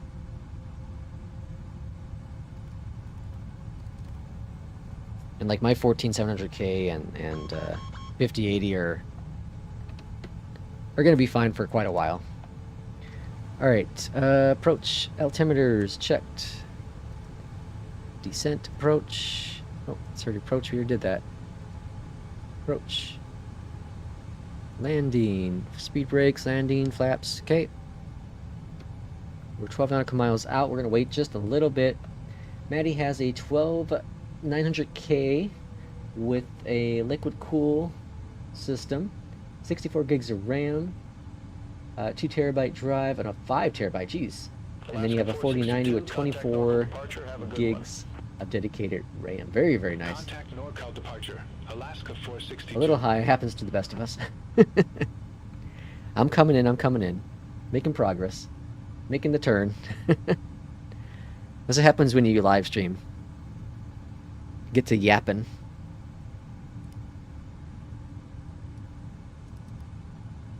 Alright, looking pretty good. A little high still, but a lot better than what we were. Let's get the first notch of flaps out. Let's arm the approach mode. And let's bring that speed back. 2500. Alright, capturing the localizer. There's the bridge. Speed brakes are armed. Flaps are coming down, second notch. Alaska 13. Gear coming down. Ready for departure. Runway 1 left. Alaska 1361, San Francisco Tower, wind 225 at 3. Fly heading 140, runway 1 left. 145 on the speed. AP's off my aircraft. So we're high on both of our landings today. Let's see if we can break that trend with the final flight.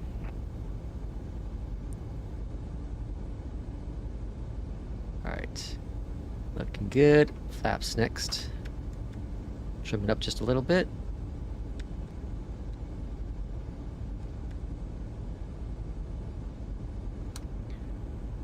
Flaps coming down 25. Or sorry, 20.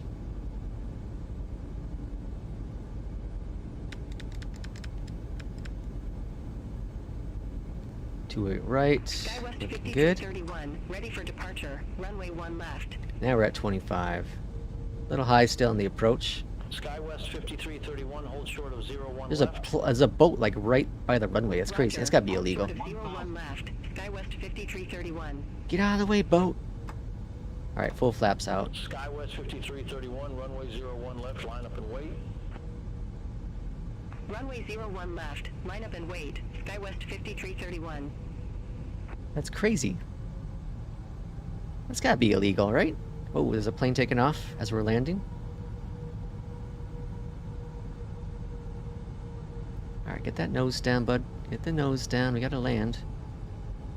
Get the nose down. Skywest 5331, San Francisco Tower, wind 225 at 3, fly heading 140, runway 1 left, cleared for Approaching takeoff. minimums. We're landing. We're making it Heading happen. 140, runway 1 left. Cleared for takeoff. Skywest 5331. 100. We got it. We got it. We got it. 61, contact NorCal departure. 50. Contact NorCal 30. departure. Alaska 1361. All right, idle. Touchdown.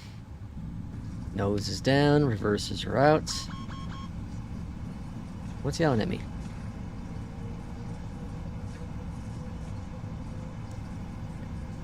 All right, we made it, folks.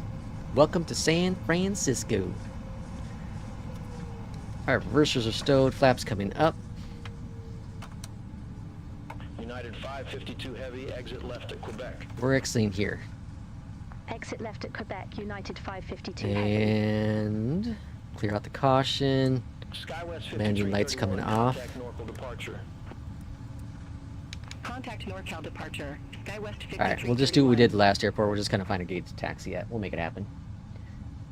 United 552 heavy, contact ground 121.8. Have a good one. I don't think they're taking Ground off or 121.8, landing United here, so 552 yeah, heavy. that's fine. I think we might have been the last one to land on two-way right. Maybe the winds are changing. Let's just park over on the right here. Assuming it's probably way wrong, but you know what? We're gonna do it anyways. We're gonna do it anyways. Live dangerously, folks.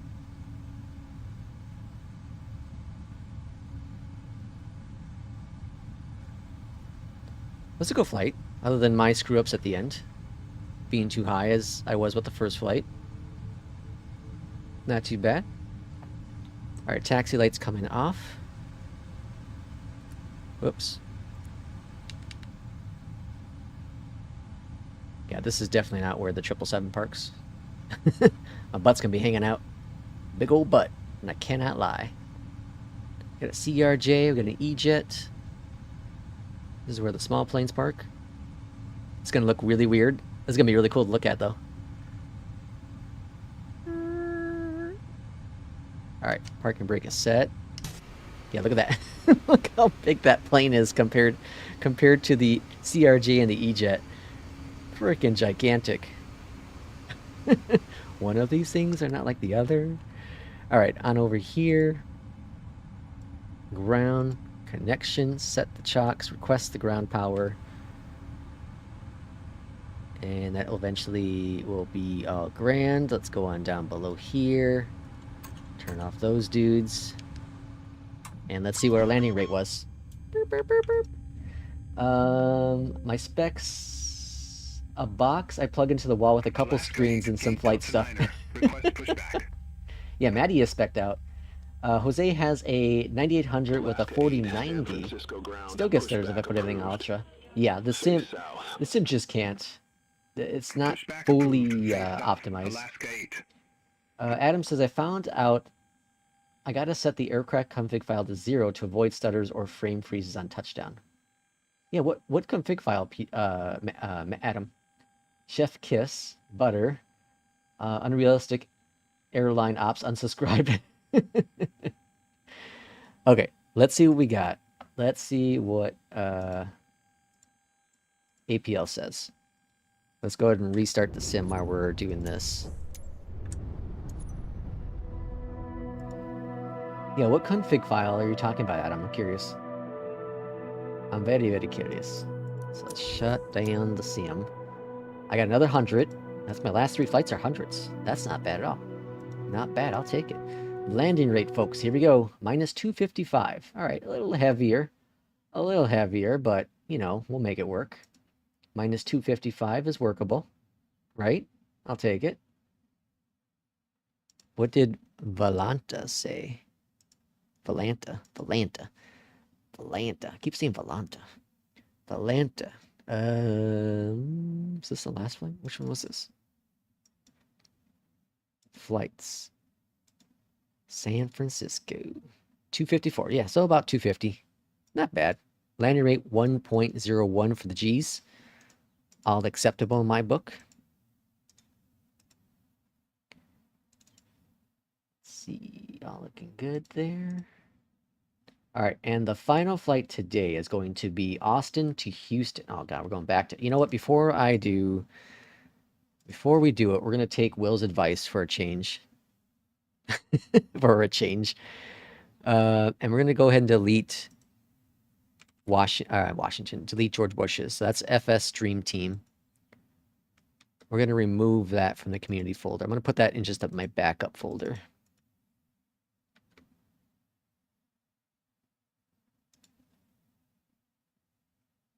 I'm going to fly into George Bush without third party. All right, Austin to Houston. That's the final flight today, folks. We're going to do the CRJ. Can you do one flight from Germany to Portugal? Holy cow, Germany to Portugal. That's a long haul. Ooh, Yellowknife to Nuuk. Is that how you pronounce it? Nuuk? That's fun. You know how many flights I did out of Yellowknife after watching Ice Pilots? Oh my gosh. I did so many flights out of Yellowknife after Ice Pilots. If you've never heard of it, oh my gosh, you need to get into it. It's freaking awesome. Ice Pilots is an amazing show. I don't even know where. I think it's on... It might be on Prime. It might be on Amazon Prime. We should start a voice channel for APL on Discord as well. Oh, we should do that. It's to stop loading ground equipment with GSX Pro. Oh, okay, Adam. I see what you're saying. Yeah. So a config file for GSX. I gotcha. I do want to try the GSX update that Will was talking about. Yeah, on touchdown, I gotcha. Yeah, because it spawns the things when you touch to the ground. Yep, totally gotcha. Yeah, Irishman. The plan is whenever we do our next group flight, I'm kind of waiting for Sim Update 3 to officially launch because that's what I'm on now, and I don't want everyone to have to just jump over to Sim Update 3, and I also don't want to leave Sim Update 3 unless I have to. Okay, we're gonna do the 550 on this one. And we're doing Austin. Oops, what the hell? Austin. Let's see, CRJ. This is cool. We're doing 3 different flights with 3 different planes today. And then tomorrow I'll make my decision on what I'm doing with airline. Could be a big decision day. 550... CRJ, runway 18 left is what I'm expecting. That's right, left is there. And we'll park right here.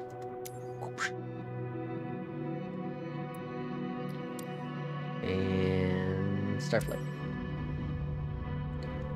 Cruising altitude's 19.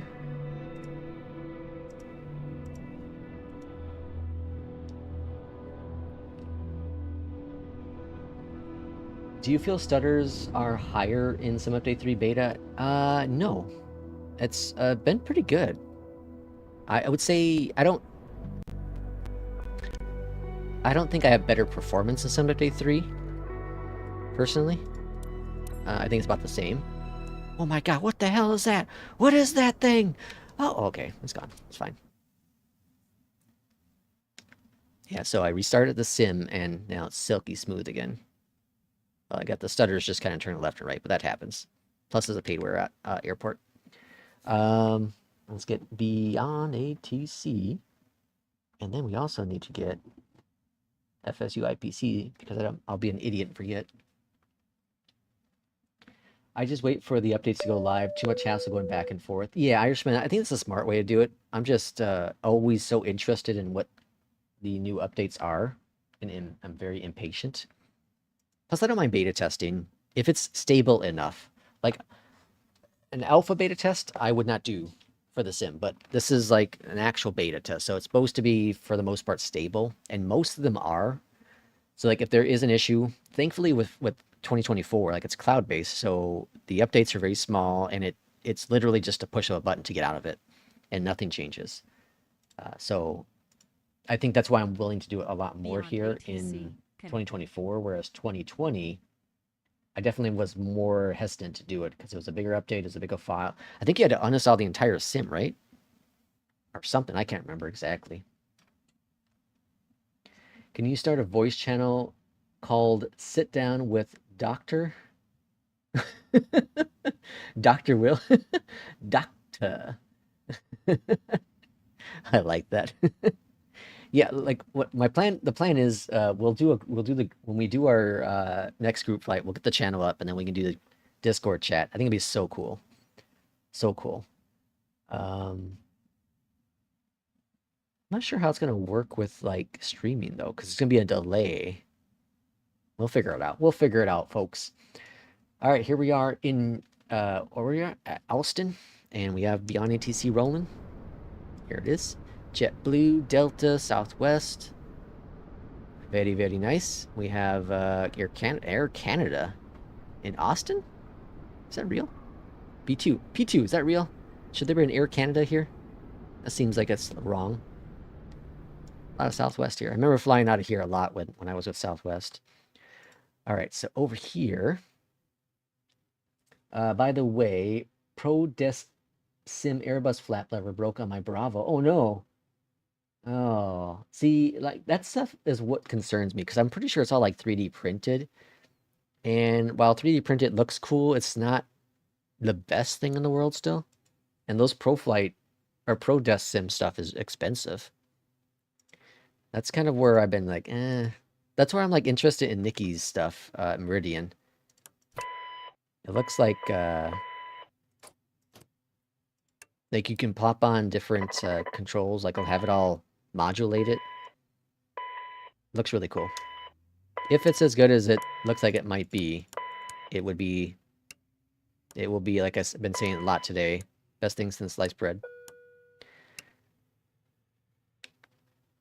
Oh, what the hell? Did I not connect ground power? Connected in place. Oh, didn't hit the button. You idiot. Alright, and nav's good. Position, next, grab the GPS back, drop it in there. Cool. Flight plan, import, send it, set it, performance, copy it, set it, all. 7-1 on the trim. Execute. 18 left, via iFLY and iFLY. Execute. Arrival is 8 right, via Gusher and iFLY. Execute it. Alright, just like that, ready to go. Let's rock and roll. And APU is available. Beautiful, grand. Over here to the right. Aircraft, disco, cool, grand, beautiful. And let's get our clearance, shall we? 1255. Austin clearance, hello from United 270, ready for IFR clearance to Houston. Canada. United 270, Hey. Austin clearance cleared to George Bush I'm using the Airport, flight iFLY sim for factor departure, Boeing Dennis flap Climb lever via on my 6, Airbus. maintain He's working on the 5000, Meridian one. departure frequency Yeah, I heard about that. 119.0, That's good news. squawk 6414. You need to caress the controls. Cleared to George Bush. That will make my Intercontinental girlfriend jealous. Airport. iFLY for departure. Oh, boy. Then as filed. Climb via 6414. 5000. Departure frequency 119.0. Squawk 6414. United 270. United 270. United 270, read back correct. Contact ground What are we going up 121.9 to? when ready for pushback 4,000? or engine start. 5,000. Ground 121.90 when ready. United 270. When ready. Austin ground, United 270, ready for pushback and engine start. Trim is United 270, Austin ground 7-1. pushback approved. Face west. Facing west. Pushback and engine start approved. Face west. United 270. Face west. What the hell? Oh, okay, that makes sense, yeah. I made the same mistake. I made this mistake once where I went right, and I was totally screwed up. Alright, left. That's good. And did we... Yeah, we did all that jazz, so we can go request, parking brake release, hold, all good there. Up top, we go starting engine number 2. Engine number 2 coming on board. And now the CRJ loads up so much faster. Southwest 3746, Austin ground. So we're watching the pushback approved. N2 rotations. Pushback approved. Face east, Southwest 3746. And there we go. Introduce some fuel. Are you in the Aerosoft Octagon pencil? Yep. Yeah, little baby. It's just, I'd love to fly the 200 version, but I'm not buying that crappy one. Well, I shouldn't say crappy. I'm not buying the less great version. Is that the politically nice way to say it? Alright, engine number 1 is next. Flaps are coming down to 2. And clock is a clocking. Rotations next. Flight director is on. And introduce some fuel. Arm these dudes. Come on down here. We switch this over to standby 1. Squawking. Trim, mock, yaw dampers. All grand. Let's do an all call. Just for funs. Southwest 3168, contact Heat's Austin gonna be Tower next. 121.0. Over to tower Please feel free to check some of my Southwest past live streams. I need 3168. some critiques. How is the Beyondatc worth it? I absolutely love Beyondatc. Adam, put in your channel info. Drop it on in. Houston ground, United 270, ready for taxiing to the active. Yeah, I think we all agree Beyondatc is a fantastic product. Southwest 3746. Request taxi to the active. Taxi lights on, APU is off. Southwest 3746, runway 18 left taxi via Charlie 1 Golf Alpha.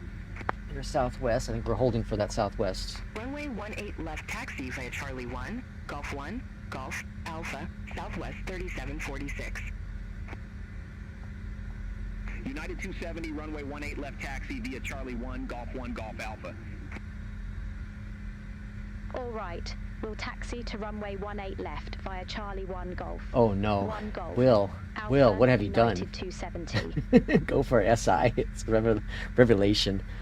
Will, what have you done? Have you switched to the dark side?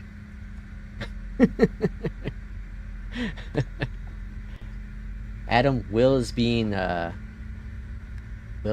sarcastic. Don't listen to Will. Will is drunk.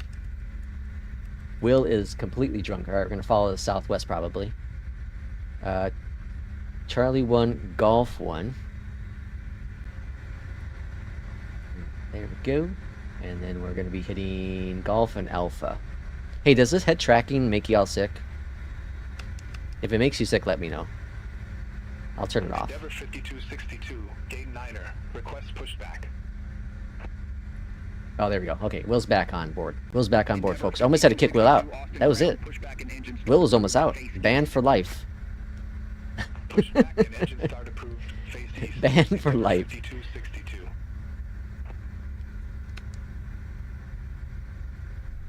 Beyondatc is joining up with Navigraph. Going to be even better. Yeah, I'm super excited for the Navigraph thing. The integration with traffic's going to be freaking amazing. Hopefully it comes out sooner than later. That can't be that difficult. Beyondatc best. Say intentions next. Matt Sim wants us to give them our IDs, so worst. Hey, forget about FS HUD though. FS HUD's pretty good. I would go Beyondatc, FS HUD, SI. That's what I would do, personally. Going to Alpha. Southwest 3746, contact Austin Tower. Excessively salty, welcome in. As I said on their dev stream yesterday, that it's possible they might have to increase their price by $1 or $2. No way. I would never have thought that, given that they're adding all this traffic into it. Yeah, I foresee it happening. I was like, how are they going to? Yeah, FS HUD has. FS HUD doesn't have its own injection, so you have to use either FSLTL, AIG, or FS traffic. Tower 1, 21.0, United 270. So you can use FSLTL's free injection. But yeah, it's another step. But you can get traffic with it. Or you can use the InSim traffic as well. I guess you can also do that. Although haven't had much luck with it.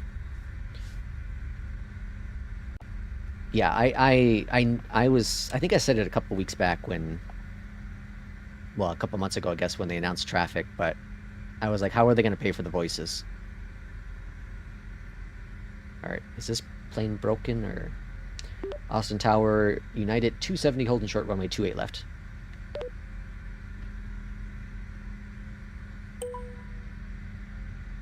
United 270, number 2 for departure. Hold short of 18 left. Number 2.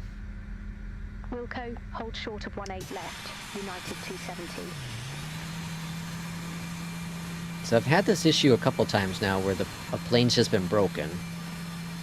So, what we're going to do is, before we jump to any conclusions, let's bring up traffic map. And traffic map.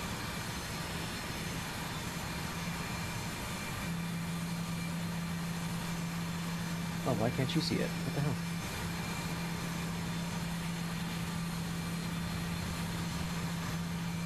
Oh, there you go.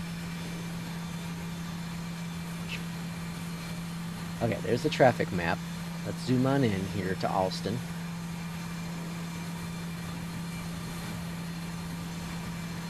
And before we get crazy, let's just verify there's no plane on landing. So we got that holding short, southwest. There's a plane way out here. They're so far out, so I'm saying this plane's broken. So we just click remove aircraft and bam, it's gone. United 270, Austin Tower, wind 160 at 11, fly heading 060, runway 18 left, clear for takeoff. Alright, 18 left, cleared for takeoff. Landing lights on.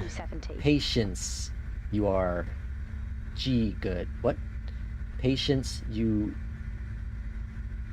G1? There's no patience here.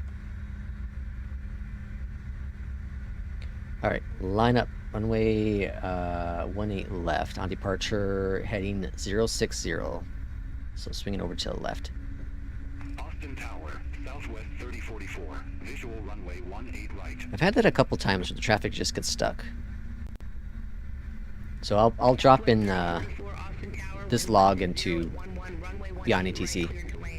And this CRJ takes off so much better now. So much better with this update. You see how this is much brighter here? This is normally a little bit darker with Sim Update 2. Sim Update 3 adds a little bit better ground lighting. That's one of the big things I noticed with Sim Update 3. Alright, just like that, we are airborne. And gear going up. Now CRJ does want to nose up pretty easily. And heading mode is going to be selected. Speed mode is next. Bring up that speed. Head over to the left.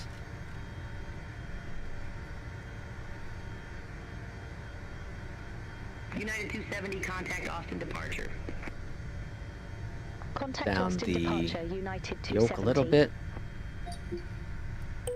Alright, AP is Austin on. Departure, United 270. Flaps coming up 1 2,300 notch. feet.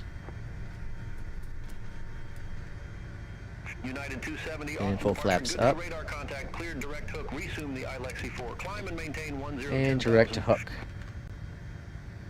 Cleared Let's direct see, hook. Resume the iFLY 4. Direct Climb and maintain hook.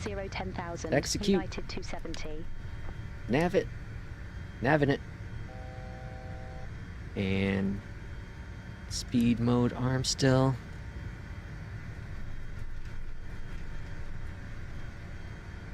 Oh, hold on, what happened here? Something's broken.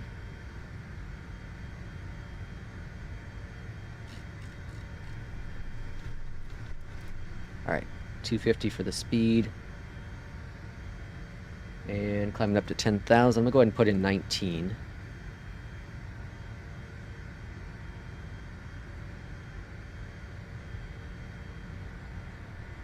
Oh, what the hell is going on here?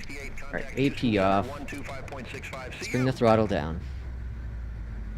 Contact Houston Center. Slow it down, slow this plane down. Southwest 3168.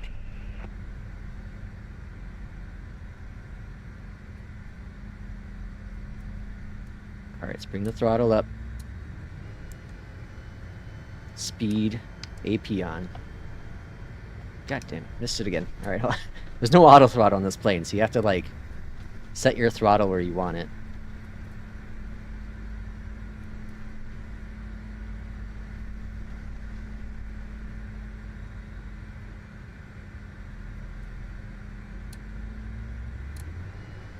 Alright. And Austin departure. Endeavor 5262. alright, now we should be good. 100 feet. Alright, it says packs are off. Oh, whoops. Endeavor 5262, Austin departure, good day, radar contact, clear. Alright, now we're cooking. Resume the Centex 8, climb, maintain 17,000. Alright, nose up beam. Clear direct Centex. Okay, just some pilot errors as we expect. My channel is Captain Adam 66. Put an N in there. Patience, UN. Contact Houston Center Patience, you- 2565, United 270. Put an N in there. Irishman, what the hell are you talking about? Houston Center, United 270 through All right. 9,400 feet for 10,000. And let's bring landing lights are off. United 270, Houston Center. Good day. Climb and maintain flight level 190. 190, cool. Okay, got it. Sean, welcome on Climb in. and Going maintain to flight have a level thunderstorm 190, today. United 270. I'm going out for lunch with my mom today. I will be on for a long time. Oh, it's awesome. Where are you going to lunch for, Sean? Or where are you going to lunch? What are you gonna have? Sim Update 3 released? No. Quirk? No, not yet. Still beta. Still beta. I'm guessing not much longer, though. I'm guessing sometime next week it's going to launch. Total guess, but I think sometime next week. Runway 8 United right for the 270, arrival. contact Houston Center, tree 215. And we have a radio Center on of 3215, 109.3, or sorry, United 109, what is it? 1097. 1097, 1097. 3,300 feet for flight level 190. Minimums, direct let's hook. get that all set because this is a pretty short hop. And minimums are 295, so 290.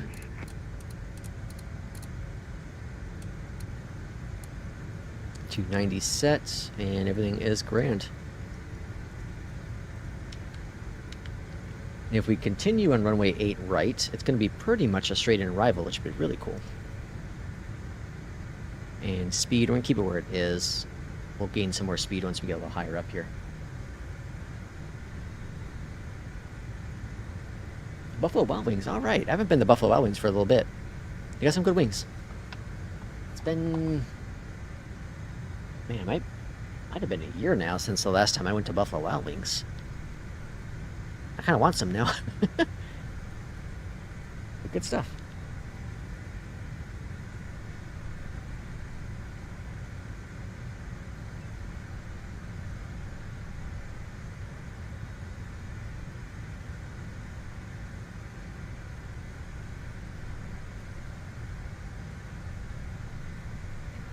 Alright, I want to signal our cruise altitude flight level 190. And like I said, this will be the last flight today. Nice little short hop, 122 nautical miles, at least for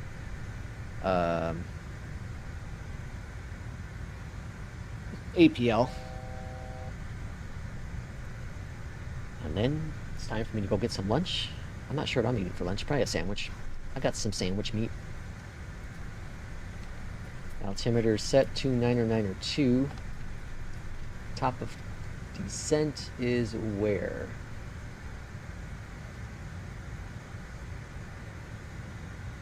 Watch the throttle. Bring that back. Alright, that should work. What the hell's top of descent? Let's see. Legs.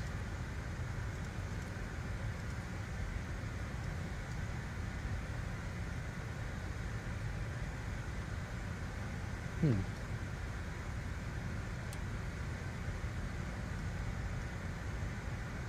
don't see it. APL's telling me at 41. 1641. Which would be like right around here somewhere. So there's no top of descent on this flight. At least right now.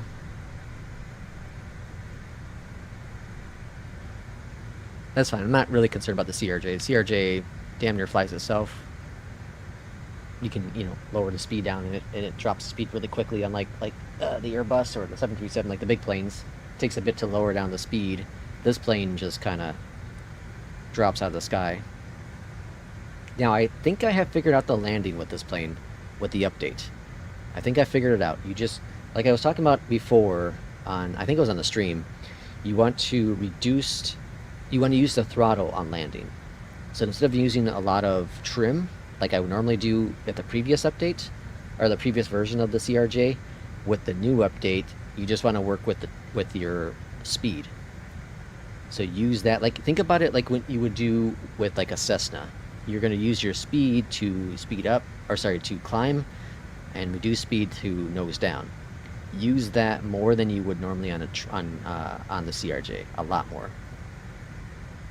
And I feel like that seems to be the happy medium with getting this plane to cooperate better with landing, and I like it. It feels so much more natural for a smaller plane like this.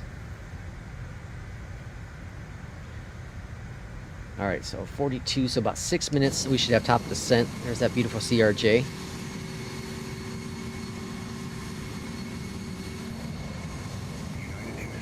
I want to fly the E-Jet more, but I find that I only fly the E-Jet when I'm not using ATC, because you can't program the FMS or Houston FMC, Center, whatever it United is. 270, You can't program the flight computer level once you're 190. flying with it.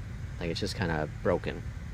That's where the update for the navigation system will be super helpful to be able to change that. So if there's never any runway changes, it's all fine. If you're just doing direct, it's all fine. P2 says, I'm going to plan. I was planning my landing without checking the METAR. Turns out the winds are 49 gusting. Holy smokes. Yeah, that is going to be brutal. Jeez Louise, 49 gust. I had a heavy gust somewhere. I don't remember where I was flying to. Not that long ago. It was crazy. Good luck, P2.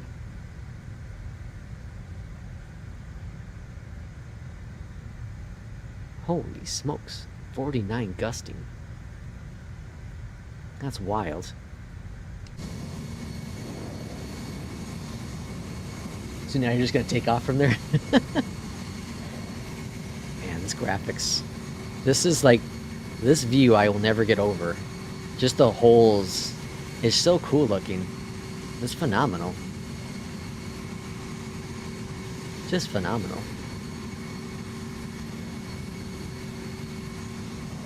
Well, today's just been all kinds of weather, huh? Just cloudy days all over the place.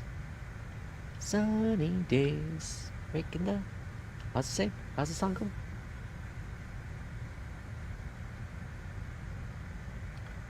Did you get the new airport scenery? Oh yeah, didn't someone just released a new one, right? Not too long ago.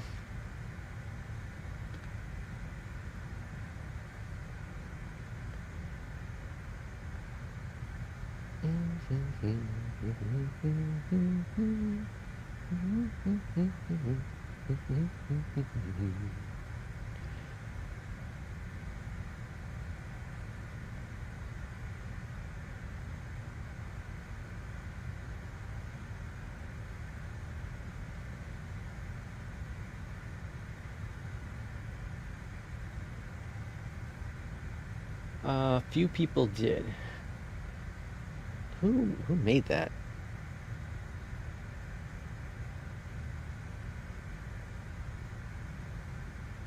So Orbex has one.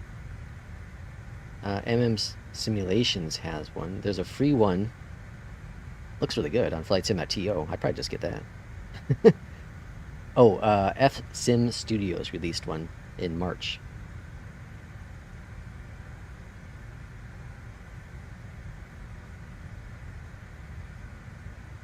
Yeah, I'd probably get the one just on FlightSim.to.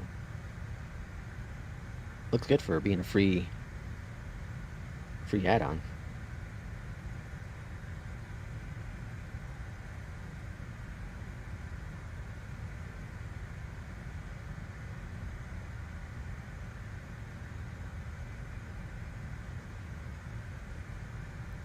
Alright, 3 minutes from top of descent.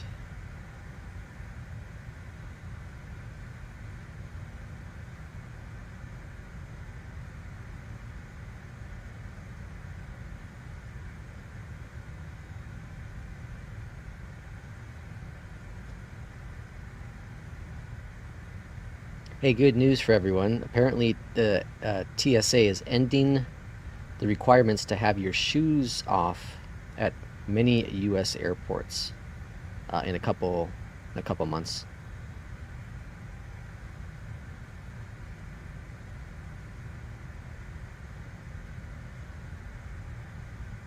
I never had a problem with it, but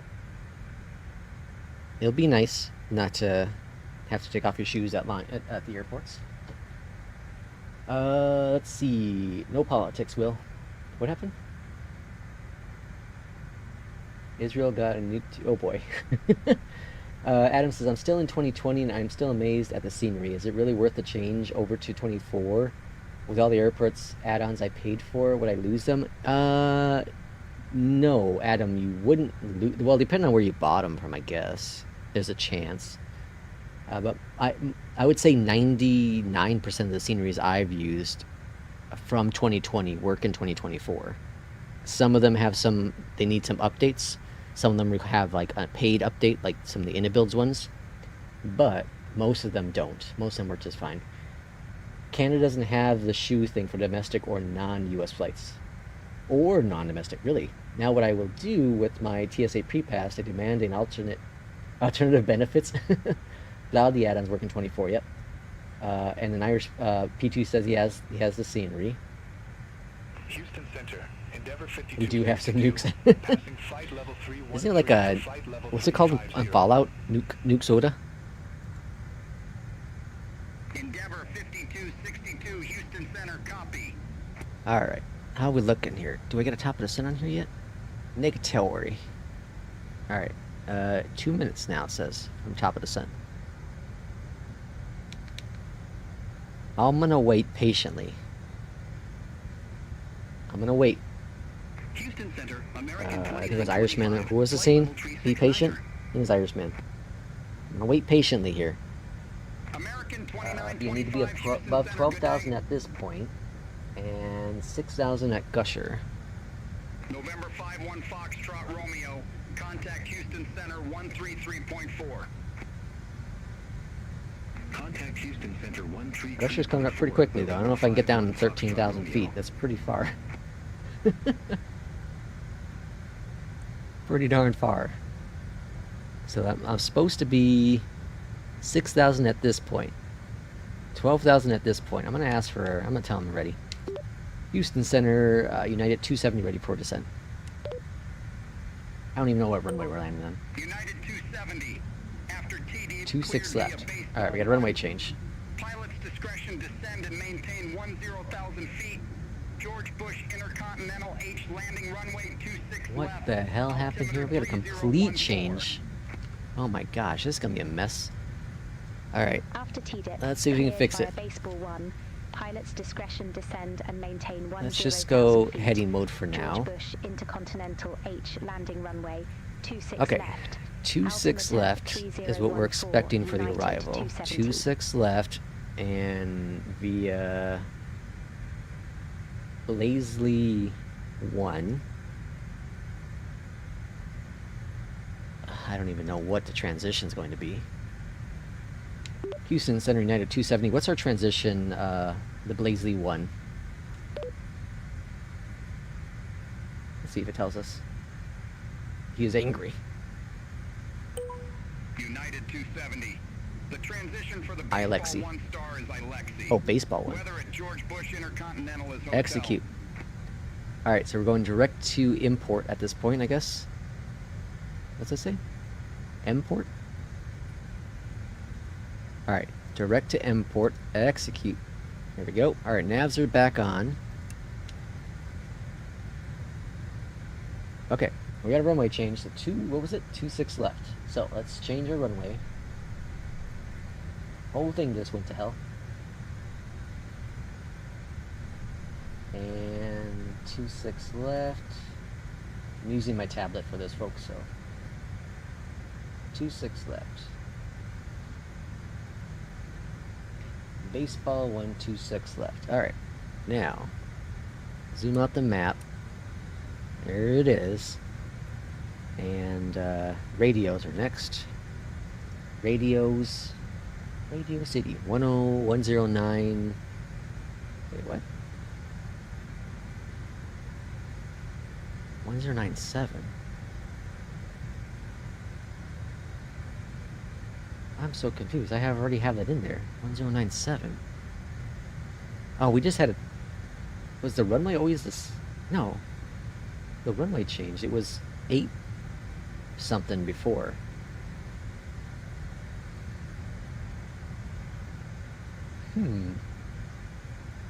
Beyond DC changes runways all... Yeah, the arrivals all the time. Yeah, these flights have really been changed a lot. Oh, it changed it automatically. That's what happened. It changed this automatically. Okay. Now I know what's going on. Alright, minimums. United Minimums... 295? 124.35. Have a good flight. 295. Minimums 295. Contact Houston approach United 270. Minimums 295. Alright, that's fine. Okay. Okay, we're back in business, folks. Houston approach United 270. Use your navigraph Good day, chops. flight level Chaps. 190, we have hotel. Your charts at the top. I don't have it installed. Yeah, I don't have it installed. Also, I don't know what this is. I can't get rid of this one. This is the default ATC. So I can't get rid of those two because I don't know what this is. And this is empty, so I can't do anything with it. Simulate 3 bug. Can I descend? Oh, I said I'm ready for descent, right? Or I said I can descend. I said descend via baseball 1. Alright, we can descend. What are we dropping down to? Alright, I gotta get the baseball 1 charts. Air Shuttle 6090, turn left, heading Baseball 080 vectors for the approach. 1. iLexi. Turn left, heading 080, Air Shuttle 6090. Star. Baseball. Houston 1. approach, Air Shuttle 6260. 15,100 feet, we have hotel on board. Okay. Air Shuttle 6260, Houston approach, altimeter 3014, expect the visual approach, runway 26 right. Why can't I remove that? Altimeter 3014, expect the visual approach, runway I don't know. 26 5,000? right. Air Shuttle Well, we'll keep that 6260. 4,000, I guess, in there. V-speed, let's start our descent. Air Shuttle 6090, turn left, heading 065, descend and maintain 5,000. What did it say I can descend down to? Cleared, maintain 10,000. Okay. Maintain 5,000. Altimeter 3014, Air Shuttle 6090. So much easier than EFB. To be honest, I don't drink anymore for 2 years now. I'm feeling great. That's awesome, Will. I don't drink either. I haven't had any alcohol in, well, definitely 4 years. And the last alcohol I had was Mike's Hard Lemonade. And it was like, well, occasionally my wife and I, we'd go and buy, you know, like a 6-pack of the, you know, the glass bottles. And then it would take like 2 weeks for us to drink it all, but we'd have one, and I would normally not finish mine, have like half of it. She would finish it, and then they would sit in the fridge for, the rest of them would sit in the fridge for 2 weeks, and then she's like, hey, you gonna drink those? I'm like, probably not. And she'd had one, and then it's sitting there for like a month. So we just don't drink. Both of us just don't drink either. Alright, altimeter is set 3001, and on the ground 314. So I'm gonna go ahead and just put in 314 for now. Shrink that guy, 314. That's looking good. Okay. All's grand. Air Shuttle 6090, turn left, heading 330, intercepted 26 left, localizer. Eating some different mushrooms and licking up a poisonous frog once a week. Heading 330, intercepted 10,000. Haven't had any alcohol in 48 hours. I love my G Fuel. P2, that was great. Haven't had any alcohol in 48 hours. Oh, man. Like, there's nothing wrong with it. Like, if you want to have it, like, it's fine, right? As long as you control yourself. I think we're off course. I think we're supposed to be going Import to Domino and then Skeeler. I don't know where the hell we're going. We're going direct to where? Skeelers. Yeah, there's a Domino here. So we're supposed to go Domino and then Skeeler. So we're off course for some weird reason. I'm not sure why that never got programmed, but whatever. It's fine. And y'all want me to try Batson? Can't even fly with ATC, or with the AI. I live on iced coffee. You're shaking, P2. Honestly, I live off water. I drink water all the time. I would have one Gatorade in the morning. Well, my first half of the day at work, I should say. Just for the potassium, you know, for the electrolytes. I need to get back on it, though. After my health things, like electrolytes are one thing that I have to find a way to control. So I drink at least 132 ounce of water a day. Most of the time, probably 40-something hours. I have my 1 glass of milk in the morning. That's about what I drink. And then, like, when we go out to eat or something, I'll have a Coke. I normally don't finish it. Beer has electrolytes. P2's trying to turn me into an alcoholic. I see what the master plan is here. Ah, Joe, come have a couple drinks with me. You'll be back on SI in no time. Air Shuttle 6090, contact Houston Tower 2535. Oh my gosh. Contact Tower Alright, let's go ahead and give us dropping down a little bit more. Let's bring out the speed brakes. Let's put 210 in the box for the speed, because I don't want to come in high again like we have been. Let's see if we can do an actual good landing, actual good approach on this flight, the last flight. Jesus turned water into wine for a reason. Is that what Moses was walking on? Right? He's walking on wine.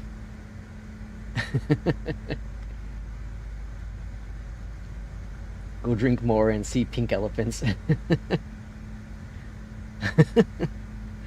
Oh boy. Okay, let's see. Let's see if it gives me vectors after Skiller. United 270, descend and maintain 5,700 altimeter. Okay, so it still sees us. That's the good news.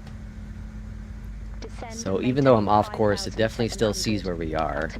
Now I'm expecting vectors after this point here. United 270, leave Skiller heading 095. Okay, cool. Expect radar vectors for Alright, visual even though we were approach slightly runway off course, it 26 figured us up. Leave Moses Skiller needed heading one to go. 095. I'm Expect sure. radar vectors for visual approach, Hey, runway watch this. I'm gonna 26, separate the United waters 270. as he's like kicking back some drinks. There's that Moses again. Alright, landing lights are coming on. United 270, turn left heading 115 vectors for the approach. 115. Turn left, heading 115, United 270. Alright, heading mode selected, 115. Let's go on down here to go source. We're gonna localizer. Turn left heading 100, descend and maintain 7,000. Expect further clearance You sending me down to about 5,700? What the hell? You make up your mind. Turn Alright, left, heading course 100, is going to descend and be maintain 7,000. what was it? United 270. 267. Houston approach, American 1472. Good day. 15,400 we have hotel. American 1472, Houston approach altimeter tree 014. Expect the visual approach runway 26 right. This is the issue I've had with some like these short hops, is that especially if it has a star, it gets really confused if you are off course a bit with it and doesn't give you the approach information right away. That's been an issue with Beyond ETC since the LLM integration, I feel. And the same things happen with SI too. Same exact things. I'm sure, or I'm supposed to be starting my VATSIM class at some point soon. Don't need landing lights where we're going. Oh boy. P2 is getting ready to depart with, was it like 50 gusting winds? From Nuke. Is it Nuck or Nuke? Nuke? Like Nuke? Or Nuck? Like a nut? Nut? Nut Nuke? Nanuck? I think I'm drunk. Alright, 100, descend, maintain 7,000. Well, they clear us down to 5,700, so that's where we're going. Oh, is that lightning? Or is that just artifacts?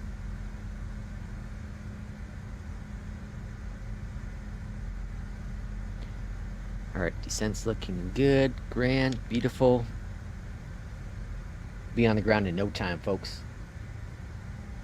Yeah, that was lightning, right? Okay. I couldn't tell if that was just like an artifact. PT will be off the ground in about 5 feet with those winds. Yeah, you don't need much throttle, P2. All right, let's get the reversers armed so I don't forget. On landing runway 26 left. We're gonna exit to the left. So pretty easy taxi here. Watch our speed because there's no auto brakes in this aircraft, or auto throttles in this aircraft.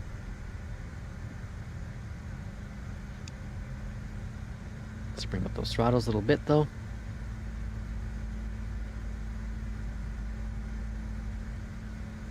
$5,700 looking good. You may be off the ground in 5 feet, but you're not going to be going anywhere. You're going to have to be hovering. Be hovering like a helicopter.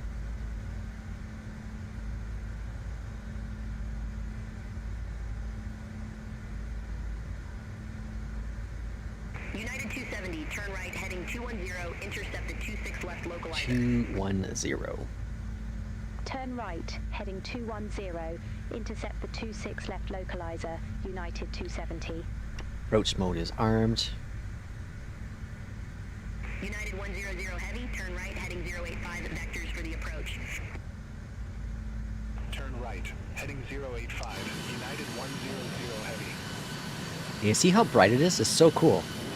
The difference, like this is dark, this is brighter. That's so cool. Oh, we're gonna land in the rain for sure. For sure. Alright, bring up those throttles. Air Shuttle 6122, Houston approach, altimeter 3014, expect a visual approach, runway 26 And we're about right. 20 nautical miles out. Altimeter 3014, expect the visual approach, runway 26 Coming in right. some of the rain Air here. Shuttle 6122. Alright, there's the runway. We should intercept the localizer. I'm not too concerned, although this plane likes to overshoot it still.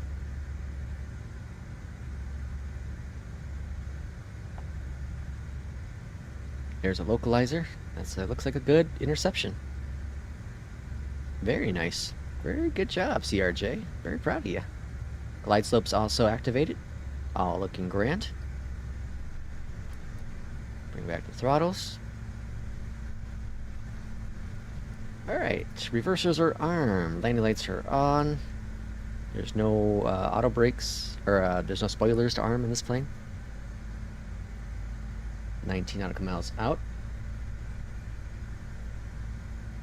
Air Shuttle 62, There's a rain to the left of us. We're gonna just miss that. Pretty sure that's rain. Just gonna barely miss it. Oh, jeez, you see that? Holy cow. Whoa. It's so cool to have lightning back. Tell you what. Oh man, it's everywhere. Alright, throttles back. Holy smokes. Descend and maintain 5,000. Altimeter 3014. Is this the same storm we had earlier? 00 heavy. It's been storming all day here. Air Shuttle 6260, airport is at your 2 o'clock, 13 miles. Report the field in sight. Jesus. Field in sight. Air Shuttle 6260. Holy cow. 6260, That might have hit the plane. approach runway 26 right. I think that hit the plane, folks. Cleared visual approach 26 right. Air Shuttle 6260. Alright, let's bring in our first notch of flaps. Holy cow. United 270, airport is at your 12 o'clock, 14 miles. I see it right there. We have the field in sight, United 270. Holy Jesus. United 270, cleared visual approach runway 26 Alright, left. cleared for the visual. Cleared visual approach 26 left to United 270. Holy cow. Is it just live weather? Yeah, this is live weather. Just live weather. Vectors for visual approach runway 26 right. Jesus. Oh, there's the rain. Alright. Leave square heading 105. Expect radar vectors for Does visual this, approach, runway 26 the wipers work in this right. plane? United 1995. How are the wipers at? Wipers, wipers, wipers, wipers, wipers, wipers. Air Shuttle 6260, contact Houston Tower 120.725. The hell is the wipers? Contact Tower 120.725. Oh, here we go. Air Shuttle 6260. Oh, rain's gone. Alright. 10 nautical miles United out. 270, contact Houston Flaps. Tower 125.35. Contact Tower 125.35, United Alright, well, I guess you turn 270. Have a good one. the wipers off. By the time I found... It reminds me of Jurassic Park. By the time we've landed, you would have had... What's he say at the seatbelts? By the time we landed... Or you would have figured it out by the time we landed. 70 Houston Tower, wind 165 at 8, runway 26 left, cleared to land. Alright, 26 left. Clear to land. Hey, look at that. We're not high on the 26 approach. This left, looks like a clear to damn good land, approach. United 270. Windshield is leaking.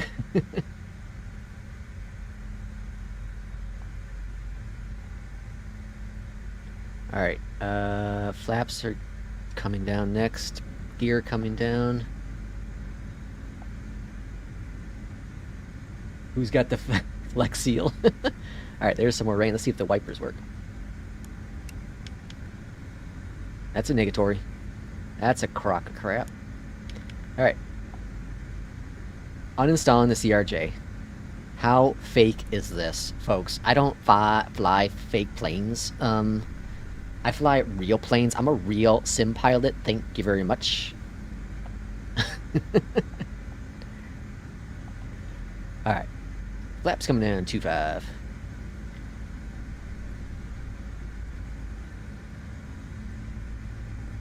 Let's do a full flaps 30. Got a crosswind at 6 knots right now. Jesus, the thunder. Had the CRJ land in my local after, with a strike on the wing from lightning. Holy smokes, when you worked for Delta? That's crazy. Alright, 15 knot crosswind now. Holy crap. The radar thingy works now, right? Weather. Weather. Alright, AP off my aircraft. Yeah, we're all gonna die. Alright, remember. Feather the speed. Feather the speed. We're a little low on the approach. Feather the speed.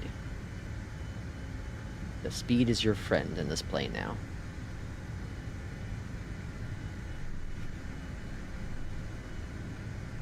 Gently. Gently. Holy crap. 500. I'm scared. Terrified. Alright, crab in it for this landing. 400.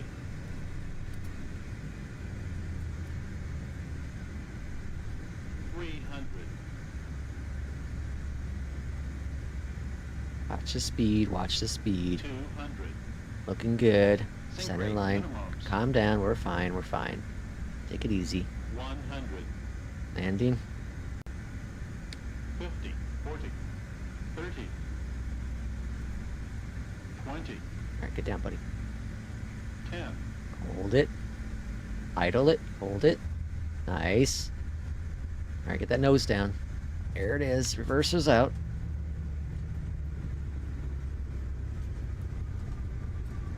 Don't stomp on them brakes. You'll get hot brakes really quick. Alright, looking good. Reversers stowed. Brakes a little bit. Just a little bit, though. Not too much. Take it easy. 270, exit left at November Romeo. November Romeo. Exit Roger left that. at November Romeo, United 270. Alright, flaps are all up. Spoilers are disarmed. We're taking November Foxtrot. Whew. Reversers, holy crap. Reversers are off.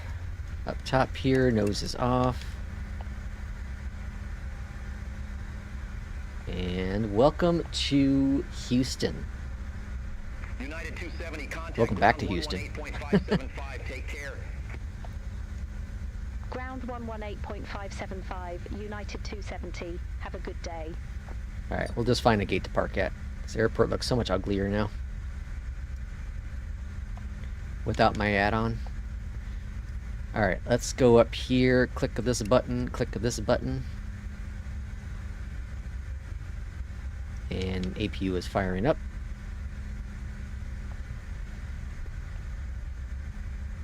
Refund, yeah.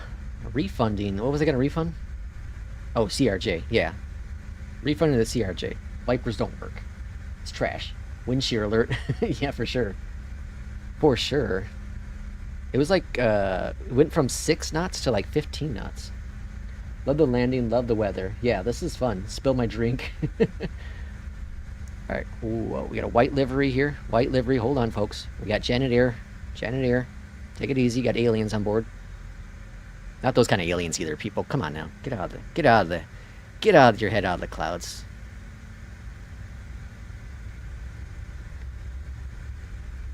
Alright. We're gonna park on over here where the other United guys are parking.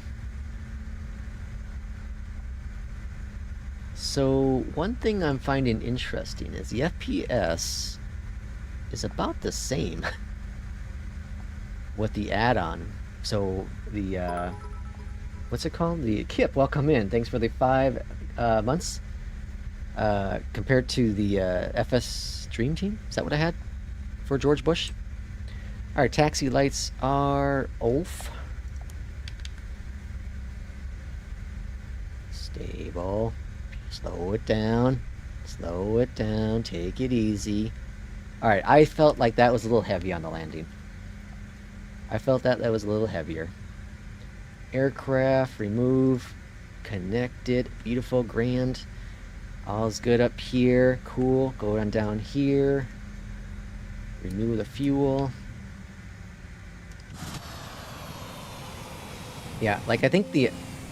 Man, look at this crazy weather. Listen, it looks like it's... looks like a tornado, right? Or is it the wind? The wind's pushing the clouds? Look at that. Is it rotating? Is it a freaking tornado? They don't do tornadoes.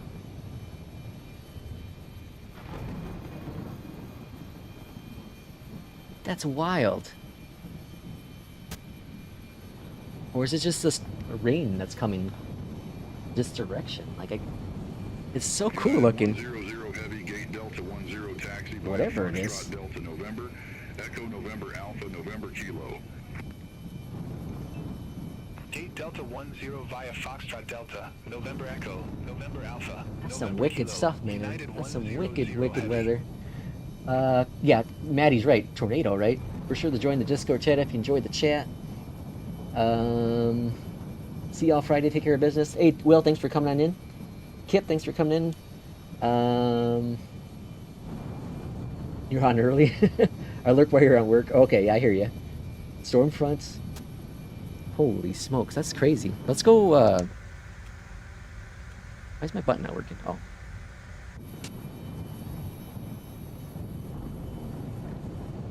Jeez, the weather in Houston's crazy.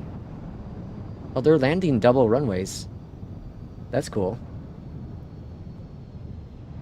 So we landed 26 left. They're landing also 26 right. So where are they departing?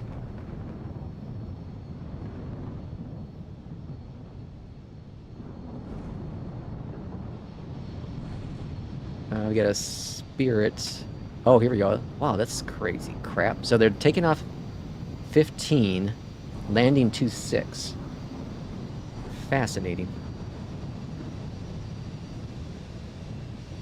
Oh, there's that white Janet plane.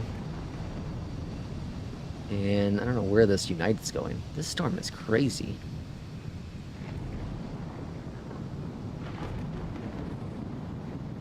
That's wild.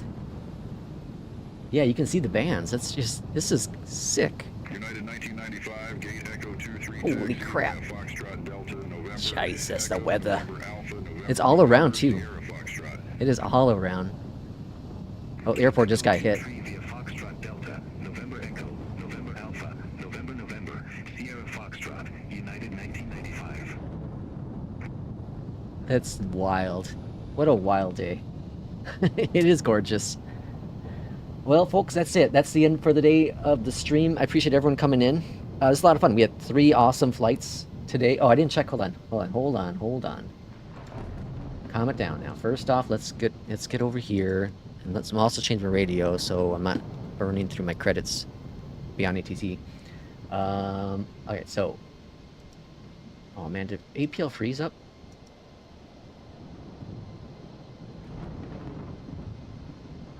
Uh-oh. Yeah, APL crashed on me. That's no good. What about Beyondatc? The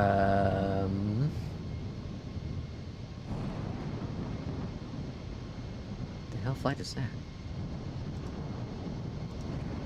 147. I don't know. Try to restore the program. Do your thing. Do your thing. Hey, APL's back. Alright, cool. Alright, APL is saying... Yeah, surprised Beyond ATC doesn't compensate for the weather delays. That'd be so cool. Another 100. All hundreds today. All 3 flights. So we did our first flight.